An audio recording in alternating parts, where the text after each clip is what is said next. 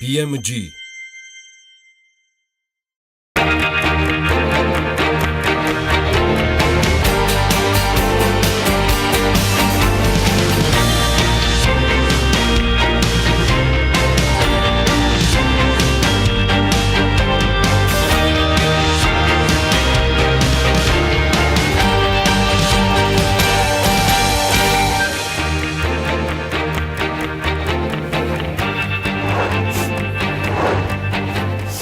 Met აპრილს გილოცავთ ყველას.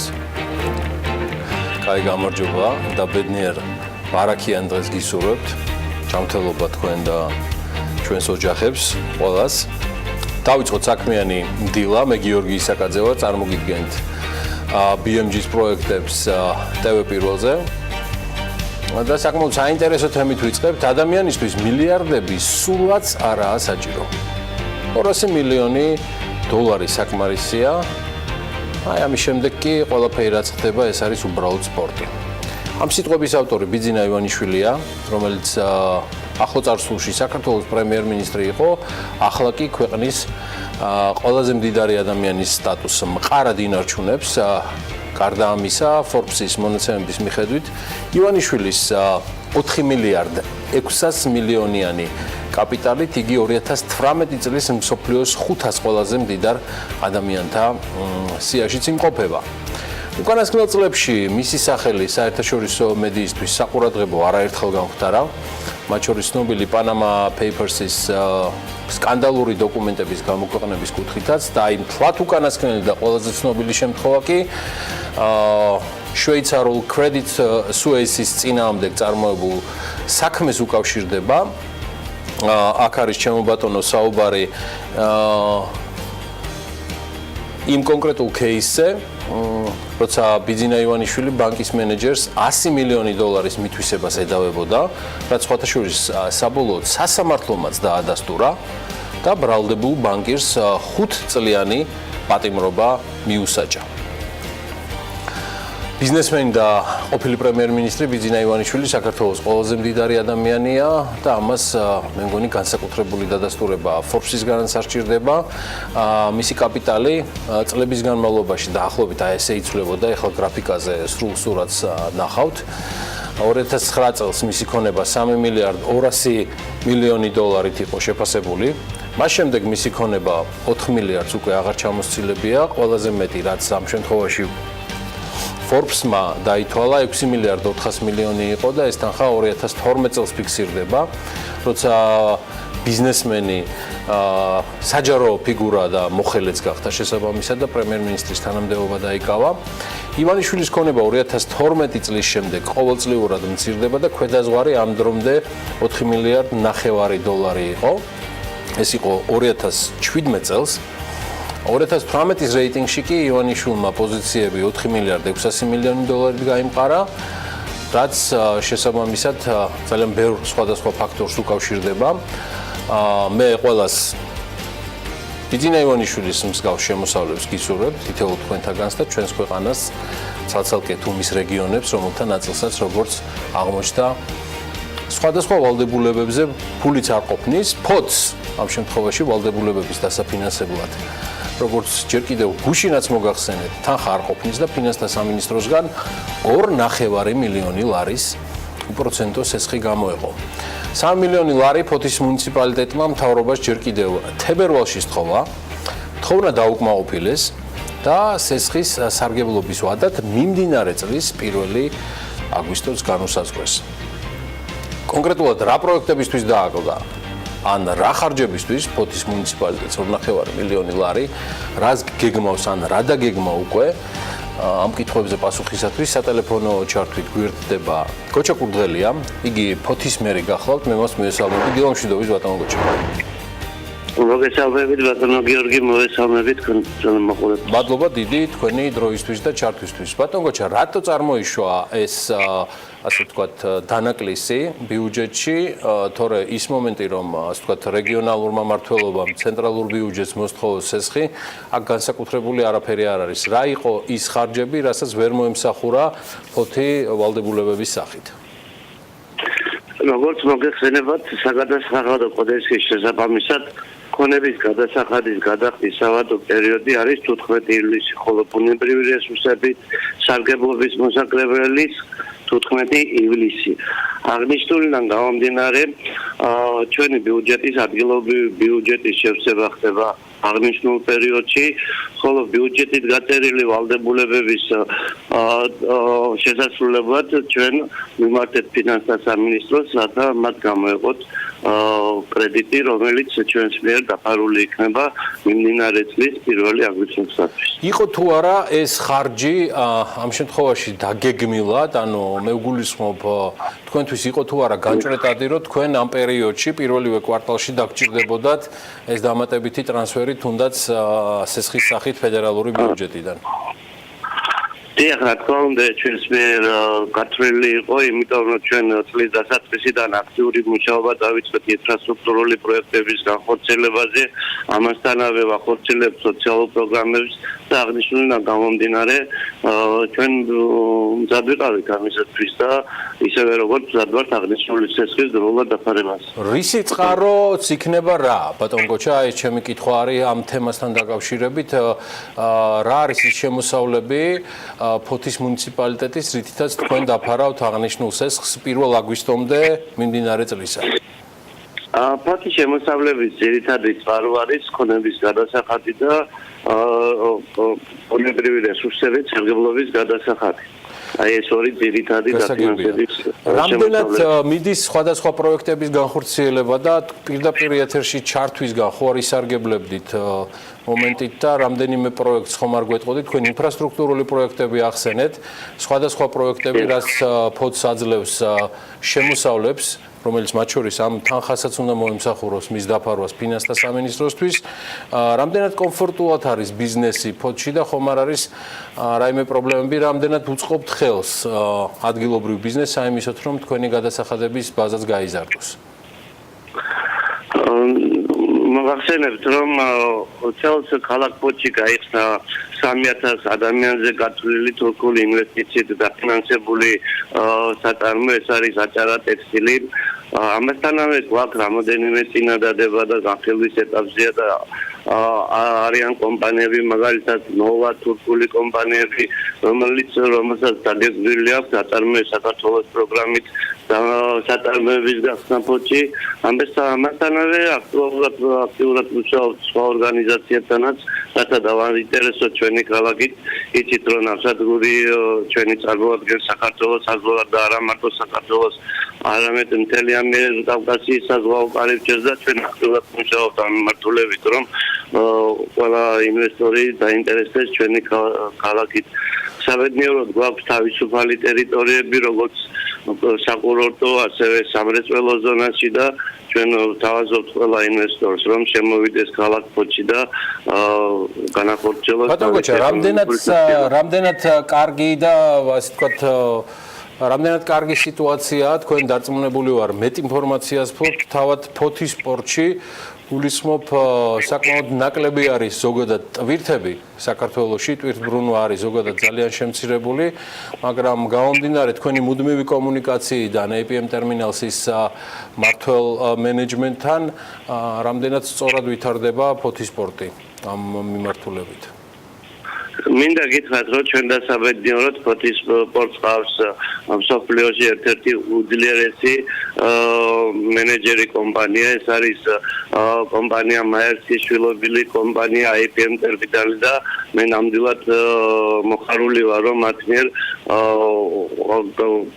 ყოველწლიურად ხორციელდება მნიშვნელოვანი ინვესტიციები, როგორც თვითონ ნავსადგურის განვითარებაში, ასევე ისინი აქტიურ როლს თამაშობენ ქალაქის სოციალური პრობლემების გადაწყვეტაში და აქედან გამომდინარე მათ ამ ეტაპზე დაგეგმილი აქვს, როგორც ჩემთვის ცნობილია, კიდევ ერთი ნავმისადგომის მშენებლობა რეგულარულად მიმდინარეობს, ახალი ტექნოლოგიების დანერგვა ნავსადგურში და დარწმუნებული ვარ, რომ ახლო პერიოდში ნავსადგურში პირველ საგრძნობლად გაიზრდება. დიდი მადლობა და ბოლო კითხვა ბატონ გოჩა და ამით უკვე თქვენს ყოველდღიურობას და რუტინას დაგაბრუნებთ. ხომ არ არის იმის საფრთხე, რომ თქვენ წლის განმავლობაში, მას შემდეგ, რაც 1 აგვისტოსთვის დაფარავთ ამ ვალდებულებებს ფედერალურ ბიუჯეტთან, კვლავ წარმოგეშვათ საჭიროებები ფედერალური ბიუჯეტიდან სესხის აღებისა. არ ამგონია ჩვენ უკვე წლის მეორე ნახევარში ჩვენი ძირითადი შემოსავლები ადგილობრივი ბიუჯეტის დაიწყებს შემოსვლას და ჩვენ გვექნება საკმარისი თანხა, რათა ჩვენს მიერ აღებული ვალდებულებები შევასრულოთ.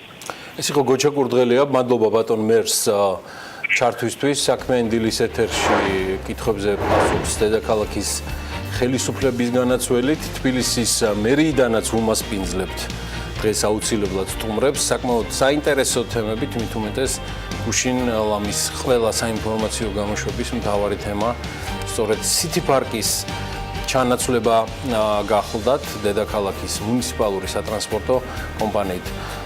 სატრანსპორტო კომპანიის ხელმძღვანელი მამუკა კობახიძე არ იქნება ერთადერთი, ვინც დღეს ეწევა საქმიანი დილის სტუდია. საკმაოდ საინტერესო სტუმრები და სპიკერები გვყავს. მოდი ვნახოთ დღევანდელი საქმიანი დილის არომსიც. 11 აპრილს დილას საქმიანად იწყებენ გიორგი ვაშაძე, იბა ჭყონია, გელა მღებრიშვილი, დავით ლომიძე, ბორის მეგრელიშვილი, ზაზა აბაშიძე, გიორგი მოლოდინაშვილი, ლევან თევდორაძე, თათია ჩაფიჩაძის სტუმარი მამუკა კობახიძე. დილა საქმიანია TV პირველზე.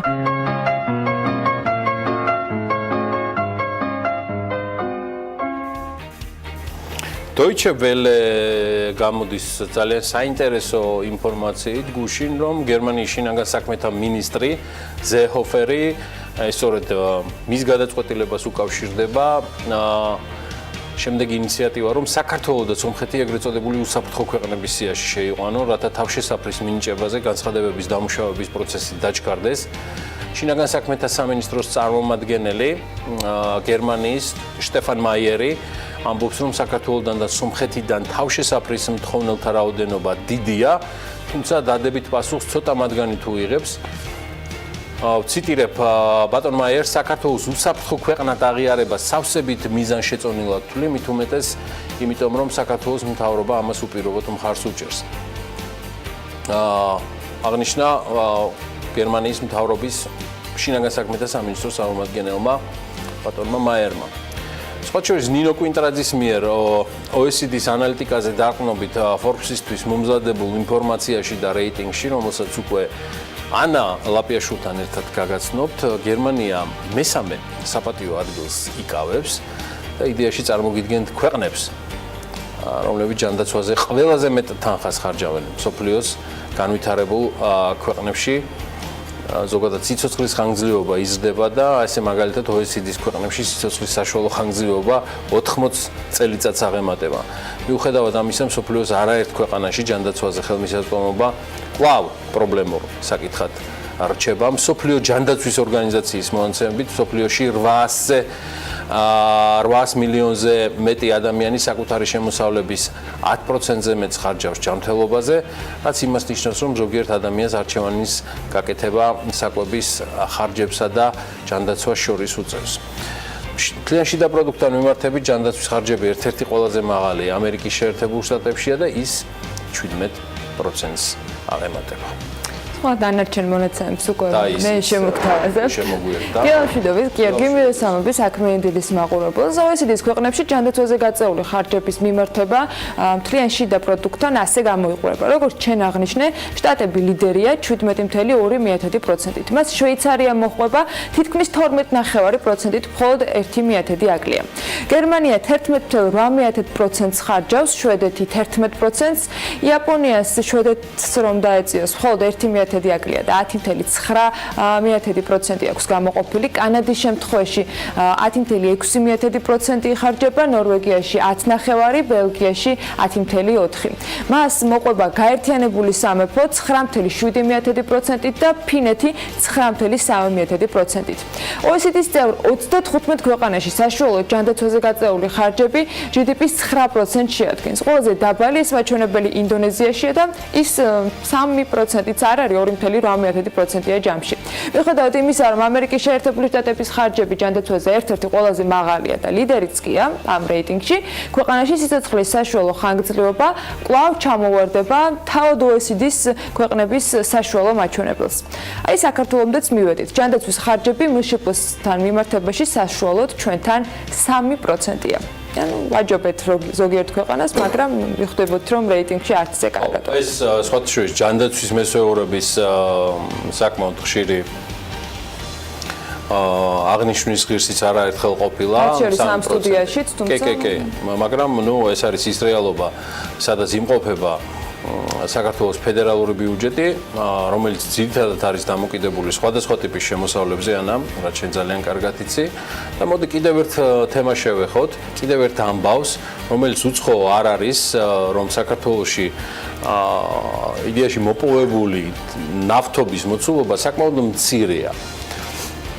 და ის წლების შემცირების ტენდენციითაც ხასიათდება ნავთობისა და გაზის კორპორაციის მონაცემებით გასულ წელს საქართველოში მოპოვებულმა ნავთობმა ჯამში დაახლოებით 32000 ტონა შეადგინა, რაც 2016 წელს თითქმის 6563 ტონი ჩამოვარდება. 2015 წელს კი 8212 ტონით, ხოლო 2014 წელს 10000 ტონაზე მეტით. თქვენ ახლა გრაფიკზე ხედავთ ნავთობის მოპოვების მოცულობას წლების მიხედვით საქართველოში და 2017 წელს მოპოვებული ნავთობიდან საუბარია 17500 ტონაზე კონტრაქტორებზე გადანაწილდა, ხოლო დანარჩენი წილი კი თავად ნავთობისა და გაზის კორპორაციაზე. გერგი, აქაც უნდა ჩავერთო და აღვნიშნოთ, რომ გასულ წელს საქართველოში სასაქონლო ნავთობის მოპოვებამ 28000 ტონას გადააჭარბა, რაც 2016 წელს 9667 ტონით ჩამოვარდება. რაც შეეხება ნავთობის გადამუშავებას, 2017 წელს ქვეყანაში 23500 ტონა ნავთობი გადამუშავდა დაახლოებით. შპს გლობუსი და შპს ზდ ნავთობის კომპანია საქართველოში ლიცენზირებული 2 ნავთობგადამამუშავებელი ქარხანა გახლავთ და ორივე წარმოზე ლიცენზიები 2015 წელს არის გაცემული, რომლებსაც 25 წლიანი ვადა აქვს. საქართველოს ნავთობპროდუქტების ბაზარი ჯამში 98%-ით არის დამოკიდებული უცხოეთიდან შემოტანილ საწვავზე და არც ეს არის რამე განსაკუთრებული სიახლე დარწმუნებული ვარ ნებისმიერი მოქალაქისათვის. ნავთობპროდუქტები სტაბილურად იკავებს თავარ საიმპორტო საქონლის ჩამონათვალში ლიდერობას და ერთ-ერთი ყველაზე, ასე ვთქვათ, ხარჯ-ტევადი მიმართულება არის ვალუტის გადინებისა ყოველთვიურად და ყოველწლიურად საქართველოსთან. ამასობაში კი მაისიდან ქართული გადამზიდავი ექსპრეს ბათუმსა და სოჭის შორის საზღვაო მიმოსვლას განაახლებს. გეგმავს მაინც, როგორც კომპანიის ხელმძღვანელი ზურაბ კირცხალია განმარტავს, კურორტებს შორის მიმოსვლას მაისის ბოლო რიცხვებიდან დაიწყებენ, რომელიც მთელი ზაფხულის განმავლობაში გასტანს. აღნიშნულ რეისზე კომეტა თავდაპირველად კვირაში ერთ რეისს განახორციელებს და ერთდროულად 114 მგზავრის გადაყვანას შეძლებს. ერთი მგზავრის გადაყვანის ღირებულება, ანუ ერთი გზა, უკანა გზის გარეშე, შესაბამის ვალუტაში, ანუ გნებავთ ლარში და გნებავთ რუბლში, არის $100 ექვივალენტი, თუმცა როგორც ექსპრეს ბათუმში განმარტავენ, თუ კი აღნიშნულ მარშრუტზე მოთხოვნის ზრდა დაფიქსირდება, შესაბამისად ბათუმი ექსპრესიც სიხშირების გაზრდას გეგმავს. და აღვნიშნოთ გერგი, რომ ეს კომეტა უბრალოდ სახელი არის შესაბამისი მეტეორი არ არის. მოძრავი ნავისა. რაც შეეხება არსებულ ნავსადგურებს, აქაც აღვნიშნავ, რომ ბოლო წლებში საქართველოს ნავსადგურებში შემოსული გემების რაოდენობა მცირდება. საქართველოს საზღვაო ტრანსპორტის სააგენტოს უწყების წლიური ანგარიშის მიხედვით 2017 წელს 2016-თან შედარებით საქართველოს ნავსადგურებში შემოსული გემების რაოდენობა თითქმის 14.9%-ით არის შემცირებული. 14.4%-ის კლება ასე 2017 წელს 2015-თან შედარებითაც.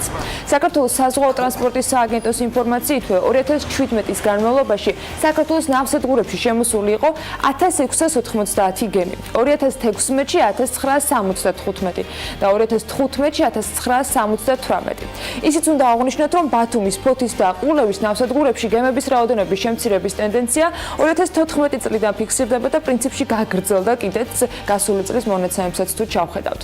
ქვეყნის ნავსადგურებში შემოსული გემებიდან ყველაზე დიდი რაოდენობა ტანკერებსა და გენკარგოებზე მოდის, რაზეც 2017 წელს 2016-15 წლებთან შედარებით ასევე კლება ფიქსირდება. დანარჩენ ამბებს უკვე დეტალურად ბიზნეს სიახლეებში შემოგთავაზებთ, ოღონდ ეს რამდენიმე წუთში იქნება და თითოეული ნავსადგურის შესაბამის სტატისტიკურ მაჩვენებლებსაც გავაცნობთ ჩვენს მაყურებლებს. მე მინდა გითხრა, რომ ძალიან მახარებს, რომ დღეს ამბები დასავლეთ საქართველოსთან აშკარად ჭარბობს და კიდევ ერთი ვიდეო მინდა გაგიზიაროთ თქვენ საქმიანი დილის მაყურებლებს, რომელიც The Moment TV-ს მიერ არის მომზადებული. ეს არის მოძრაობის თეატრის ბაზაზე შარშან დაფუძნებული მედია პლატფორმა, რომლის ძირითადი ფოკუსიც საზოგადოებრივი კულტურული თემებია, ადამიანები, მათი ისტორიები და ეს არაჩვეულებრივი ისტორიები კი იქნება მთელი მსოფლიოს მასშტაბით და მართლაც გამორჩეული პროდუქტის ხარისხის და გემოვნების პროდუქტის, მედი ესე ვიტყოდი. თავად Moment TV-ს დამფუძნებლები, ჩვენი კოლეგები, თქვენთვის კარგად ნაცნობი ეკა ქადაგიშვილი და ანანობა კურაძე არიან. მოკლედ ამჯერად აღდგომის დღესასწაულებიდან გამომდინარე აფხაზეთი და გალი მოხვდა The Moment TV-ს ობიექტივში. ეს რუსეთის მიერ ოკუპირებული აფხაზეთია, გალის რაიონი, სოფელი საბერიო. ადგილი, რომელთან მისასვლელი გზაც კი საკმაოდ დაზიანებულია, თანამედროვე გაგებით გზა ფაქტიურად არც არსებობს. გალის რეგიონი უმეტესად ქართველებით არის დასახლებული და რეგიონი არის ოკუპირებული რუსეთის მიერ 1993 წლიდან. აღდგომას აქაც ტრადიციულად ხვდებიან, კვერცხი წითელ პარასკევს იღებება, შუაღამისას კი ტრადიციულად უკვე ფანჯარასთან ანთებენ სანთელს და აღდგომის ბრწყინვალე დღესასწაულისთვის ემზადებიან.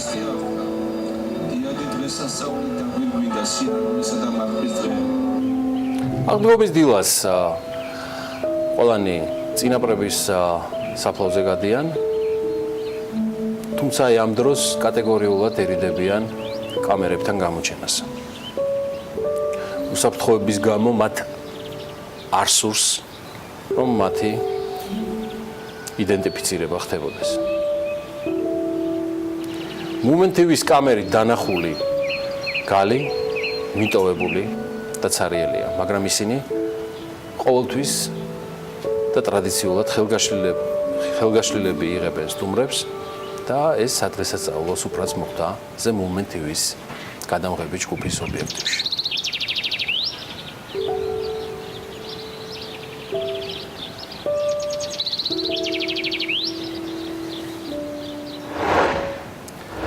გადავიდეთ სხვა ამბებზეც. დუბაის საერთაშორისო საინვესტიციო ფორუმის ფარგლებში გამართული შეხვედრების შედეგები და გეგმები, რომელიც საქართველოსთან მიმართებით ჩნდება. 2017 წელს კი ფორთის საზღვაო ნავსადგურს მგზავრთნაკადი 2% შეუმცირდა. ფლობელობაზე დაწყებულ დავაში ჩართული ბადაგონი სააქციო საზოგადოებად გადაკეთდა.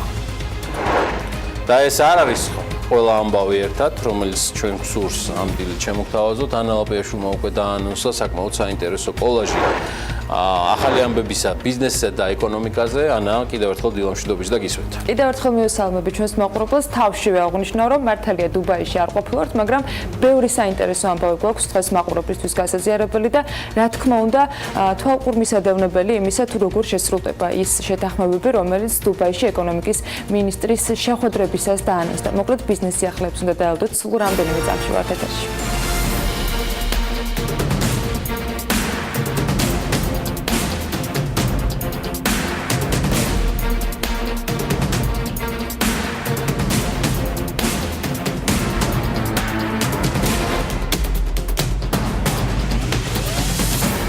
დუბაის საერთაშორისო საინვესტიციო ფორუმის ფარგლებში საქართველოს საინვესტიციო შესაძლებლობების პრეზენტაცია გაიმართა, რომლის დროსაც საერთაშორისო ინვესტორების წინაშე ვრცელი მოხსენება დიმიტრი ქუმსიშვილმა გააკეთა. ეკონომიკის სამინისტროს ინფორმაციით, განსაკუთრებული ყურადღება ქვეყნის ეკონომიკური ზრდის დინამიკაზე, მაკროეკონომიკურ ტენდენციებზე, მიმდინარე და დაგეგმილ რეფორმებზე, ასევე საინვესტიციო პროექტებზე ეკონომიკის სხვადასხვა სექტორში, მათ შორის უძრავ ქონებასა და ტურიზმის ინდუსტრიაზე გაკეთდა. პირველი ვიცე-პრემიერის სიტყვით გამოსვლის შემდეგ საინვესტიციო პროექტების შესახებ პრეზენტაციები ქართული კომპანიების წარმომადგენლებმაც გააკეთეს, რომლებიც დუბაის ფორუმსა და გამოფენაზე საქართველოს მთავრობის მხარდაჭერით მონაწილეობენ.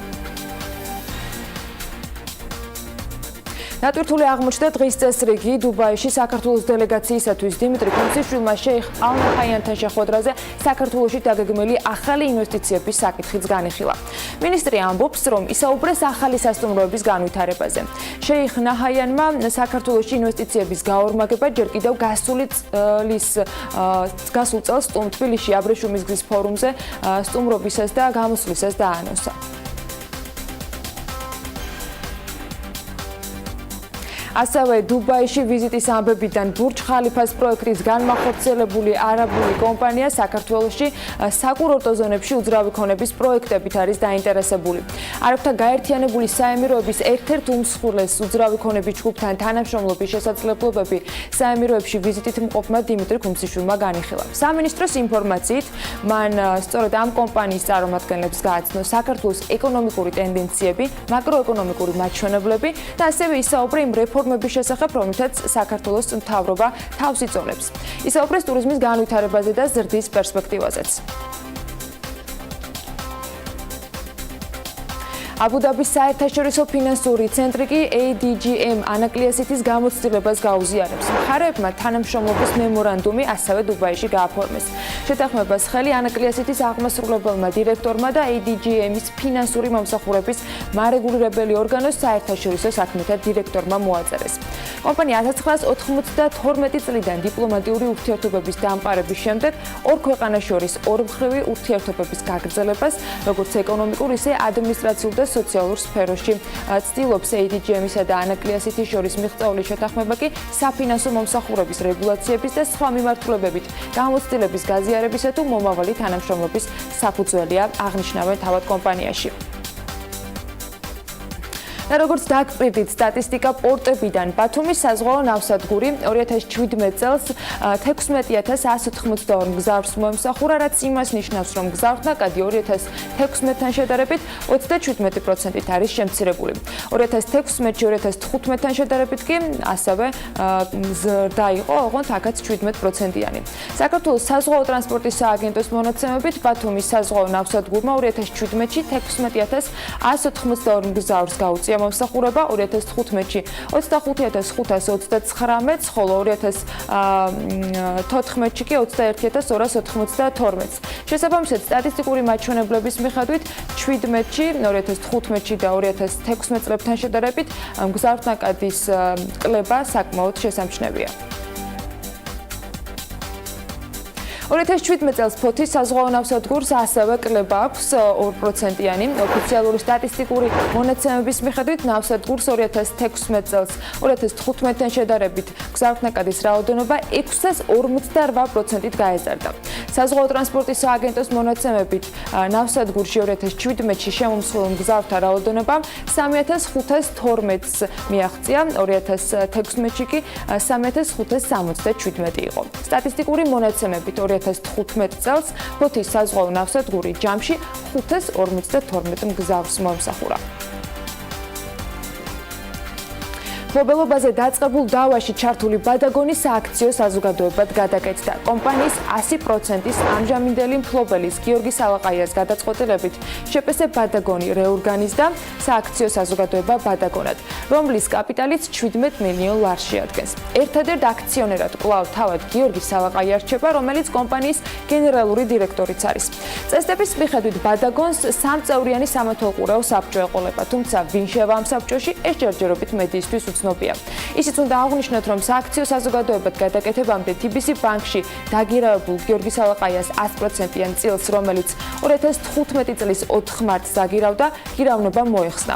ფინანსთა სამინისტროს საგამოძიებო სამსახური კი შეგახსენებთ, რომ აწარმოებს გამოძიებას ბადაგონში ვლადიმერ ჯანჯღავას წილის გიორგი სალაყაიას მიერ მართ საწინააღმდეგოდ მითვისების ფაქტზე.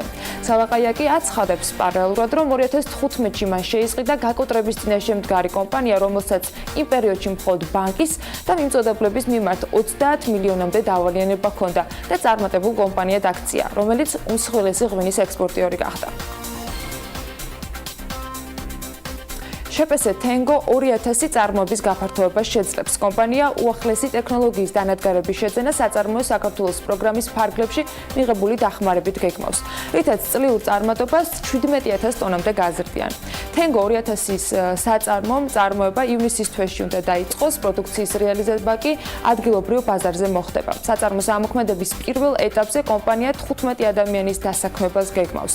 საწარმო თბილისში, ახალციხეში განთავსდება და პროგრამის საწარმოო საქართველოს ფარგლებში ფინანსური მხარდაჭერით სარგებლობის შემთხვევაში გეგმების განხორციელებას უახლოეს მომავალში აპირებს. პირველი 2 წლის განმავლობაში მათ შორის პროცენტის თანადაფინანსების კომპონენტით ისარგებლებს. საქართველოს ინოვაციების და ტექნოლოგიების სააგენტოს თანადაფინანსების გრანტების პროგრამაზე კი განაცხადების მიღება დასრულებულია. საგრანტო განაცხადი სულ 122-მა აპლიკანტმა შეიტანა. მომდევნო 2 კვირის განმავლობაში უკვე კონკურსანტები მოსამზადებელ პერიოდს გაევლიან. 25 მაისს კი ჟიური, რომელიც მაღალი დონის საერთაშორისო ვენჩურული ინვესტორების მიერ არის დაკომპლექტებული, გამარჯვებულ სტარტაპებს დაასახელებს. ინოვაციების სააგენტო თანადაფინანსების გრანტების პროგრამას მსოფლიო ბანკის პროექტის ეროვნული ინოვაციების ეკოსისტემის ფარგლებში ახორციელებს, რომლის მთავარი მიზანიც ქვეყანაში საერთაშორისო პოტენციალის მქონე ინოვაციური პროდუქტების და მომსახურების შემუშავება, ათვისების და კომერციალიზაციის გზით ინოვაციების და ინოვაციური საწარმოების წარმოქმნის სტიმულირებაა. ჯორჯიან მანგანეზი ჭიათურასა და ზესტაფონში ყოველწლიურ სასკოლო ოლიმპიადას იწყებს. პროექტის სახელწოდება ეკოლოგიკა, რომელიც ინტელექტუალურ გასართობი და ეკოლოგიური შინაარსის არის. პროექტი ორივე რეგიონის 76 სკოლას გააერთიანებს და მიზნად ზესტაფონის და ჭიათურის სასწავლო დაწესებულებების მერვე მე-11 კლასელი მოსწავლეებისათვის და მოსწავლეებისათვის 2 თვიან პერიოდს მოიცავს სწავლებისა. სკოლები ერთმანეთს ჯამში 3 მიმართულებაში შეეჯიბრებიან. Ford Motors მთავარმა აღმასრულებელმა დირექტორმა ჯიმ ჰეკეტმა კი ხელფასის ბონუსების და აქციების სახით გასულ წელს შესრულებული სამუშაოსთვის ჯამში 16,300,000 დოლარი მიიღო. ეს იმ დროს, როცა წინა წელთან შედარებით კომპანიის მოგება გადასახადის გადახდამდე $1,900,000,000 არის შემცირებული. საპენსიო და სხვა შეღავათების დამატებით ჰეკეტის ანაზღაურება სულ $16,700,000. ჰეკეტმა ეს პოსტი გასული წლის მაისში დაიკავა. კომპანია Amazon-ის ედიზედ მეორე წელია ლიდერობს კვლევებსა და გამოგონებებში დახარჯული თანხის ოდენობით.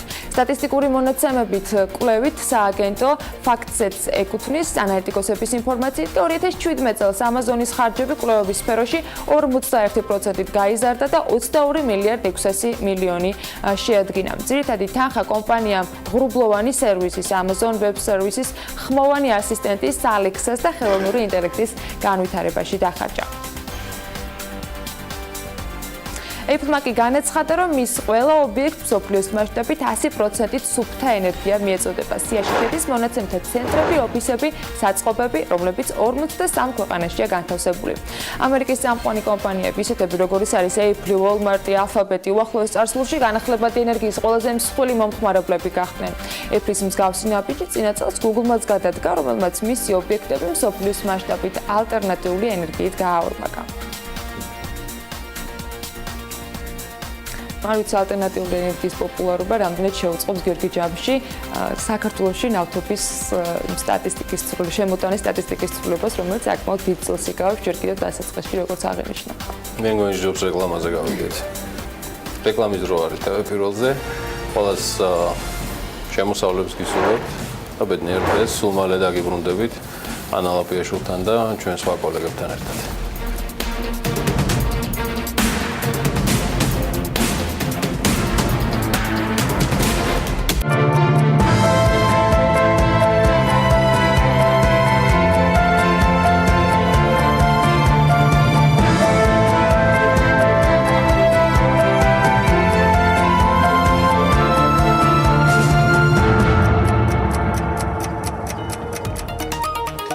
ამერიკული სანქციების ეფექტი გრძელდება და გრძელდება შესაბამისად საქმიანი დილაც ტევპიროზე. სანქციებზე ფობია მაქვს და მარტო ვერ დავრჩი ამ თემაზე. ჩვენი ახალგაზრდა კოლეგა ლევან თაღიაშვილი საღამომდან პირდაპირ დილაზე გადმოინაცვლა და ისგვეტყვის სწორედ თუ რა ხდება რუსული რუბლის გარშემო, რა ყევებს ქონდა ადგილი და რამდენი დღის განმავლობაში ლევან მოგესალმები დილამშვიდობის წარმატებული დილამშვიდობის, მადლობა. თამამად შეიძლება ითქვას, რომ ამერიკის მიერ დაწესებული ახალი სანქციების შემდეგ რუსეთის საფონდო ბირჟები და ფასიანი ქაღალდები ფაქტობრივად ჩამოიშალა. ის 16 მილიარდი, რომელიც რუსეთის უმდიდრესმა ადამიანებმა დაკარგეს, არაფერია ფასიანი ქაღალდების გაუფასურებასთან. დანაკარგი რამდენიმე ასეულ მილიარდ დოლარს ითვლის. ამ ყველაფერს ბუნებრივია საკმაოდ სერიოზული გავლენა ჰქონდა ეროვნულ ვალუტაზე, რომელიც არც სანქციებამდე გამოიყურებოდა ჯანსაღად. დავიწყოთ რუბლი დოლარის წყვილით. რუსული რუბლი დოლართან მიმართებაში 2.5%-ით გაუფასურდა, რაც 2015 წლის შემდეგ ყველაზე დიდი ვარდნაა. ამჟამად 1 დოლარი 62.5 რუბლი ღირს. იდენტური გაუფასურება მოხდა რუბლისა და ევროს წყვილში 2016 წლის დეკემბრის შემდეგ ყველაზე მეტით. 2.4%-ით გაუფასურდა რუბლი ევროსთან მიმართებაში და 1 ევროს ფასი 76.5 რუბლამდე გაიზარდა. შეგახსენებთ, რომ 2014 წელს ყირიმის ოკუპაციის პერიოდში ევროკავშირიც საკმაოდ აქტიურად იყო ჩართული სანქციების დაწესებაში. რაც შეეხება ბრიტანულ ფუნტ სტერლინგს, ჯერ კიდევ 9 აპრილს 1 ფუნტი 85 რუბლი ღირდა და დღეს მისი ფასი 89 რუბლია. ამიტომ როგორც ხედავთ, რუბლის ვარდნას ფუნტ სტერლინგთან მიმართებაში არც ბრეგზიტმა უშველა. გადავინაცვლოთ აზიისკენ. 1 იაპონური იენი 9 აპრილს 9 რუბლს მცირედით აჭარბებდა. დღეს კი მისი ფასი 0.58 რუბლს შეადგენს. ისიც ფაქტია, რომ ცხადია სავალუტო ბირჟაზე რყევები შესამჩნევია. თუმცა ყურადღების მიმართ არც საბანკო სექტორის ზარალი უნდა დაგვრჩეს იდეაში. რა ხდება ამ მიმართულებით შენაობათ მეტ ინფორმაციას? ნამდვილად ასეა. ზარალის მასშტაბები საბანკო სექტორშიც აშკარად დიდია. მაგალითად, VTB ბანკმა 2 წლის განმავლობაში ყველაზე დიდი ზარალი ნახა და მისი აქციები 7%-ით დაეცა. ასევე ბლუმბერგის მონაცემებით 7.5%-ით გაუფასურდა გაზპრომ ბანკის აქციები. თითქმის 200 პუნქტით დაეცა რუსული მოექსის ინდექსი. RTS-ის ინდექსმა კი 70 პუნქტიანი ვარდნა განიცადა. მაყურებელს კიდევ ერთხელ განვმარტავ, რომ განახლებული სანქციები შეეხო კონკრეტულად 7 ოლიგარქს, 12 სხვადასხვა კომპანიას, ასევე 17 ჩინოვნიკს, სახელმწიფო საკუთრებაში მყოფი არაღით მოვეჭრე კომპანიასა და რუსულ ფინანსურ კორპორაციულ ბანკს. თუმცა მიუხედავად ამ ნაბიჯის მასშტაბებისა, MBC-სთან საუბრისას ამერიკის ყოფილმა ელჩმა რუსეთში მაიკლ მაკფოლმა განაცხადა, რომ არსებულ სანქციებს საკმაოდ ხანგრძლივი პერიოდი დასჭირდება საიმისოდ, რომ რუსეთის ქმედებაზე სერიოზული ზეგავლენა მოახდინოს. ის ასევე შეეხო ვლადიმერ პუტინის რიტორიკას და შეგვამზადა იმისთვის, რომ მოკლე ვადაში არც ამ კუთხით უნდა ველოდოთ რაიმე ცვლილებას.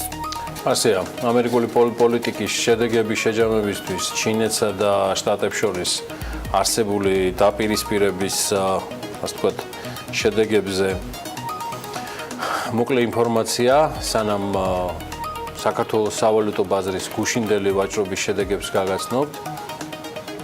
ჩინეთის პრეზიდენტის სი ძინპინის გამოსვლამ, როგორც მოსალოდნელი იყო სავაჭრო ომის საფრთხეები, შედარებით გაანელა.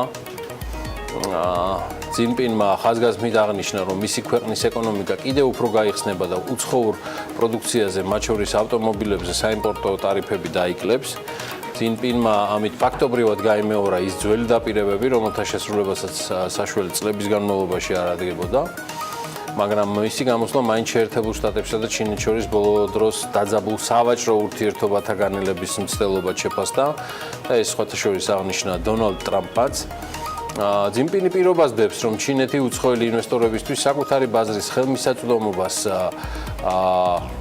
კვეთრად გააფართოვებს და სხვათა შორის მათი კომუნიკაციით აშკარად კმაყოფილი იყო პრეზიდენტი ტრამპი, რომელმაც ცხადია უმალ გამოაცხო ახალი ტვიტი და აღნიშნა, რომ დიდი, ასე ვთქვათ, ენთუზიაზმით ელის პროდუქტიულ თანამშრომლობას ჩინეთის სახალხო რესპუბლიკის ლიდერთან. გიორგი, ეს სწორედ ის საკითხები იყო, რომლის გამოც ჩინეთს უცხოური კომპანიები წლების განმავლობაში უჩიოდნენ, ანუ ის, რაზეც ამერიკა აკეთებდა აქცენტს, და რაც მთავარია, რომლის გამოც შტატების პრეზიდენტმა ჩინეთის პროდუქციის იმპორტის დიდ ნაწილზე ტარიფები მკვეთრად გაზარდა.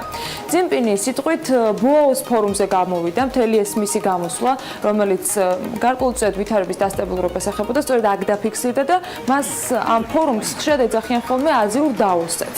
მისი გამოსვლა ჩინეთის მიერ ეკონომიკური რეფორმების დაწყებიდან 40 წლის იუბილეს დაემთხვა, რეფორმა კი ქვეყნის მმართველი კომუნისტური პარტიის ყოფილმა ლიდერმა დაიწყო. როდესაც ძიმპინი გამოდიოდა, მან დააკონკრეტა, რომ საავტომობილო გემთმშენებლობისა და ავიამრეწველობის სფეროში უცხოური კომპანიების მიერ ადგილობრივი და ერთობლივი კომპანიების მფლობელობის ლიმიტი შეძლების დაგვარად სწრაფად არის გაზრდილი. ამასთან ავტომობილების იმპორტის ტარიფები წელსვე უნდა შემცირდეს, როგორც ის ამბობს, გადასახადები კი სხვა სფეროებში შემცირდება. მოკლედ გარკვეულწილად ბალანსის პოვნასაც ცდილობს.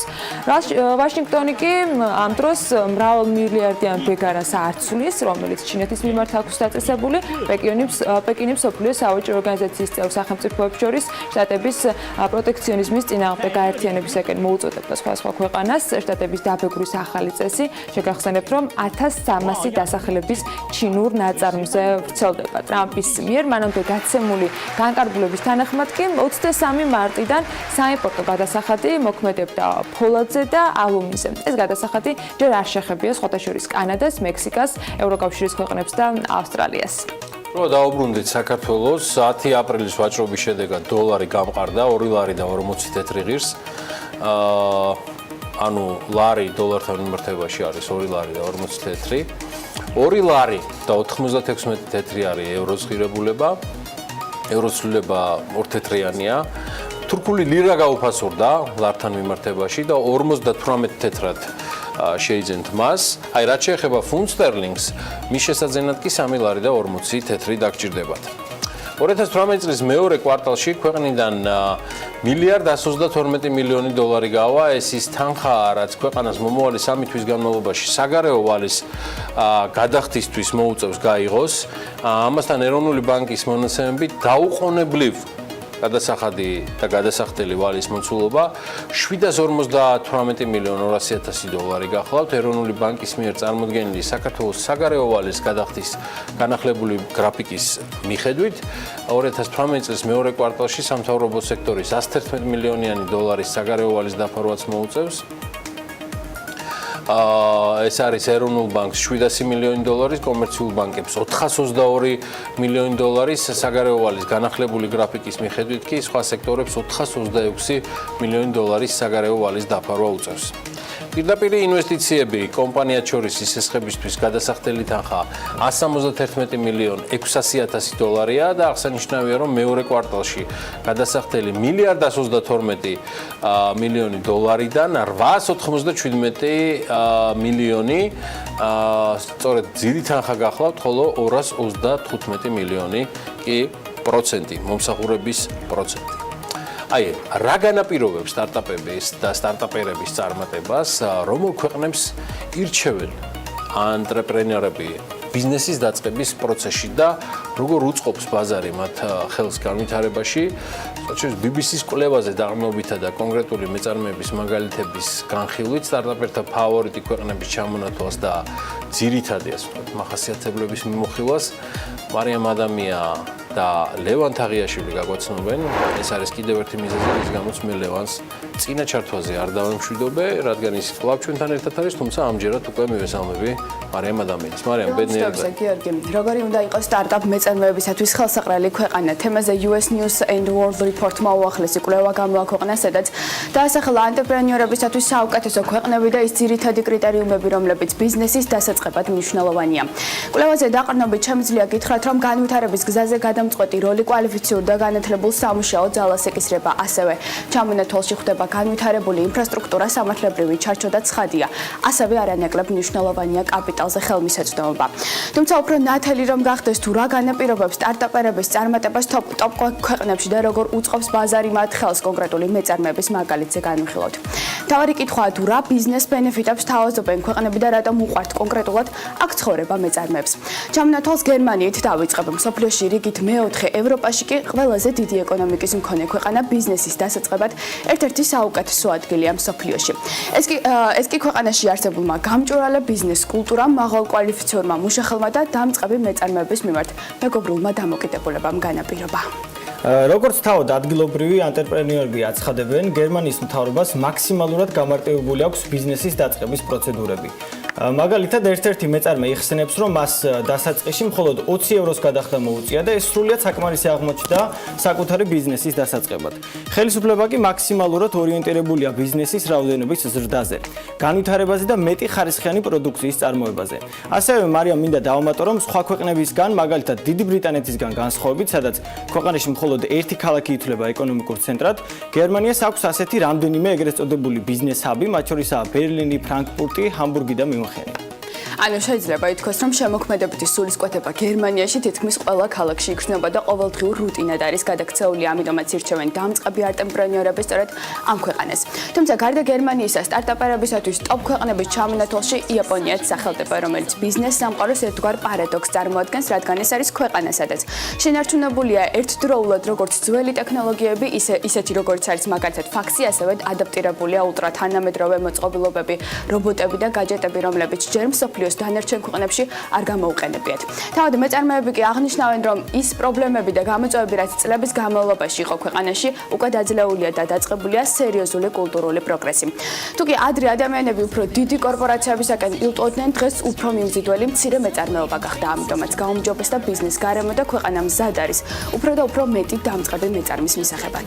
იაპონიის ეკონომიკის მთავარი არტერია ტოკიოზე გადის თავისთავად, სადაც თავს იყრის ბევრი საერთაშორისო შესაძლებლობა, იმისათვის, რომ საერთო ინტერესების მქონე ადამიანები ერთმანეთთან იყვნენ კომუნიკაციაში, ამას ემატება უნიკალური გამოცდილება და საკმაოდ მაღალ კვალიფიციური კადრები. თუმცა ქვეყანაში დღემდე მთავარ გამოწვევად ინგლისური ენის არც უდნა სახელდება და მთავრობა აქტიურად არის ჩართული ამ პრობლემების გადაჭრაში. ანუ იაპონიაში წარმატების მისაღწევად, რა თქმა უნდა, მნიშვნელოვანი ადგილობრივი ენისა და სოციალური ეტიკეტის ცოდნა, თუმცა ასევე საჭირო გახდა ინგლისურად საუბარი. იმისათვის, რომ წარმოებული პროდუქცია საერთაშორისო ბაზარზეც გავიდეს. ლევან, სტარტაპერებისათვის ფავორიტი ქვეყანათა ჩამონათვალში, რა თქმა უნდა, ამერიკის შეერთებული შტატებიც დასახელდა, ამერიკული ოცნება, რომლის თანახმადაც აქ ნებისმიერ მსურველს შეუძლია მიაღწიოს უდიდეს წარმატებას დღემდე აქტუალურია. განსაკუთრებით კი ახალგაზრდებში. ჩვენ მზად ვართ ვიბრძოლოთ მიზნების მისაღწევად, ვიბრძოლოთ უკეთესი ცხოვრების მისაღებად და პროგრესისათვის. ასეთია იმ ანტერპრენიორთა ძირითადი мотиваცია, რომლებსაც საკუთარი სტარტაპ საქმიანობა შტატებში აქვთ დაწყებული და განსაკუთრებით აფასებენ იმ ადამიანებს, რომლებიც საკუთარ სიცოცხლეს აყენებენ რისკქვეშ ოცნებების განხორციელების გზაზე. ხოლო ბევრი სხვა კულტურისაგან განსხვავებით აქ წარუმატებლობა, ტრაგედია და არ განიხილება და როგორც მნიშვნელოვანი გამოცდილება ისე არის აღქმული. ანტერპრენიორთა დახმარების პროცესში ხელისუფლებაც ჩართულია და არსებობს ბევრი წამახალისებელი პროგრამა, რომელთა დახმარებითაც ხდება დამწყებ მეწარმეთა სტატუს-კვოს შემოწმება. ასევე მიუხედავად იმისა, რომ წარმატებულ ტექნოლოგიურ სტარტაპ კომპანიათა უმრავლესობა შტაბ-ბინა კალიფორნიის სილიკონის ველზე აქვს განთავსებული, არანაკლებ არის ჩართული სტარტაპ განვითარების პროცესში პარალელურად ნიუ-იორკ სიტი და სხვა შტატებიც. მარიამ, ამ ქვეყანაში საკმარისია გავყიდოთ მხოლოდ დიდია, რომელიც შეძლებს გავლენის მოხდენას და გამოიწვევს გარკვეულ ცვლილებებს. წარმატების მიღწევას კი ისიც აიოლებს, რომ აქ ერთხმასაც ძალა აქვს და შეუძლია ზემოქმედება მოახდინოს კულტურულ ცვლილებებზე. თუმცა გარდა ამერიკისა, ასევე უნდა ვისაუბროთ დიდ ბრიტანეთზეც, რადგან ანტერპრენიორებისთვის არც ეს ქვეყანა დარჩენილა ყურადღების მიღმა, მიუხედავად იმისა, რომ ბრეგზიტმა გარკვეული ბარიერები წარმოშვა ბრიტანეთსა და ევროპას შორის საუჭრო ურთიერთობებში, ბევრი მეწარმე კვლავ მიიჩნევს, რომ ეს საუკეთესო ადგილია ბიზნესის დასაწყებად, რადგან აქ თავს იყრის ძლიერი ბიზნეს საზოგადოება და ნიჭი. გარდა ამისა, დიდ ბრიტანეთში დაფინანსების მოპოვება გაცილებით იოლია, ხოლო საზოგადოება, განსაკუთრებით კი ლონდონში, მოტივირებულია დამწყები ბიზნესმენების მხარდაჭერისკენ. მთავარი უპირატესობა კი კვალიფიციური კადრებია კვლავ და ფიქრობ ძალიან ცოტა ადგილი მოიძებნება მსოფლიოში, სადაც ერთ ადგილას ამდენი ნიჭიერი და განათლებული ადამიანია თავმოყრილი. და ბოლოს სტარტაპერების ტოპ ქვეყნების ჩამონათვალს შვეიცარიით დავასრულებ. ბუნებრივი რესურსების ნაკლებობის გამო ქვეყანა მნიშვნელოვანი ინვესტიცია განახორციელა კვლევებსა და განვითარების პროცესებში, იმისათვის რომ გაეზარდა ეკონომიკა. მუშაობამ შედეგი გამოიღო და ქვეყანა საბოლოოდ მსოფლიო ლიდერად ჩამოყალიბდა საბანკო საფინანსო საქმიანობაში. ბოლო დროს კი შვეიცარიამ ახალი მიმართულებით დაიწყო ოპერირება და კრიპტოვალუტებისა და ბლოკჩეინის ჰაბად გადაიქცა, ამიტომაც სწორედ ამ მიმართულების სტარტაპერებს იზიდავს შვეიცარია. მათთვის კი განსაკუთრებით მიმზიდველი შვეიცარიული ნეიტრალიტეტის სტაბილურობა და მოქნილი საგადასახადო რეჟიმის სახელდება. თუმცა გარდა მეგობრული მარეგულირებელი გარემოებისა, დამწყები მეწარმეები სარგებლობენ სტრატეგიულად კარგი ადგილმდებარეობით, ანუ იმყოფებიან ევროპის ცენტრალურ სოციალურ ნაწილში, რაც აიოლებს სავაჭრო ურთიერთობებს, ხოლო ცხოვრების მაღალი სტანდარტებისა და ზემოთ ჩამოთვლილი უპირატესობების გამო შვეიცარია ერთ-ერთ ყველაზე პოპულარულ და მოთხოვნად ქვეყნად სახელდება დამწყები მეწარმეებისათვის. ცხადი საქართველოს ამ სიაში ნამდვილად არ მოხვედრილა და ის გადაგვრჩენია მხოლოდ სურვილი გამოვხატოთ და შესაბამის გადაწყვეტილებებს დაველოდოთ, რომ ბიზნეს ამინდი ქვეყანაში სტარტაპერებისათვის გამორჩეულად ხელსაყრელი გახდება. ამ ამინდზე ცოტა მოგვიანებით ვისაუბროთ, იქამდე გარემოს ეროვნული სააგენტოს ამინდის პროგნოზს, რომელიც ალბათ სტარტაპერების წარმატებაზე ყველაზე ნაკლებ გავლენას ახდენს, ანელა ბიაშვილი გაგვაცნობს და გააგრძელებს საუბარს. ამინდის პროგნოზის სპონსორია SEU Development. გარემოს ეროვნული სააგენტო გვატყობინებს, რომ ამინდი საქართველოში გამპირობებული იქნება ამიერკავკასიის ჩრდილო-აღმოსავლეთიდან შემომავალი ცივი ჰაერის მასებით. საქართველოში დრო გამოშვებით უყურებლენების მომატებაა მოსალოდნელი, თუმცა უნალექოდ ჩაევლის უმეტესად ღამით ზოგან იქროლებს აღმოსავლეთის ძლიერი ქარები. სოხუმში უნალექოდ დღე იქნება და 24 გრადუსი, ბათუმში 25 გრადუსი, ქობულეთში 23 და ფოთში 24. ქუთაისში 27 გრადუსი დაფიქსირდება და ზუგდიდში 28. ოზურგეთშიც 27 გრადუსი ამოსალოდნელი, ონში 25, გორში 23 და ცხინვალში 22. მარნეულში 23 გრადუსი იქნება, რუსთავში დღის განმავლობაში მაქსიმალური ტემპერატურა ასევე 23 გრადუსი დაფიქსირდება და ახალციხეში 25. ბორჯომში 23 გრადუსი ველოდებით, ბაკურიანში 18 გრადუსი, ახალქალაქში 20 და სტეფანწმინდაში დღის განმავლობაში მაქსიმალური ტემპერატურა იქნება 14 გრადუსი. თელავში ჰაერი 22 გრადუსამდე გათბება და რაც შეეხება თბილისს, დრო გამოშვებით ღრუბლიანობა მოიმატებს, თუმცა უმეტესად უნალექოდ ჩაევლის დღე და იქროლებს აღმოსავლეთის ქარი 8-13 მეტრი წამში, დღის განმავლობაში მაქსიმალური ტემპერატურა კი 23 გრადუსი იქნება. ეს მარიამ ადამიანია, ეს ლევან თაღიაშვილია, ანალა პიაშვილთან ერთად. ჩვენ ფაქტიურად მთელი 1 საათის განმავლობაში უკვე წარმოგიდგინეთ ბიზნესის და ეკონომიკის ამბები, აღარც ვიცი რა დარჩა, მაგრამ მე მგონი კიდევ რამდენიმე საინტერესო ამბები რჩება. კი, კიდევ ერთი ჩართვა არის ჩემი დარჩენილი. შენ კიდევ მიადევნებ თვალყურს რუსეთის კრიზისს. კი. და Facebook-საც ხოთე შორის. ნაკლები კრიზისი და მეტი შემოსავლები ხალხო. რეკლამის დრო არის დავებერე.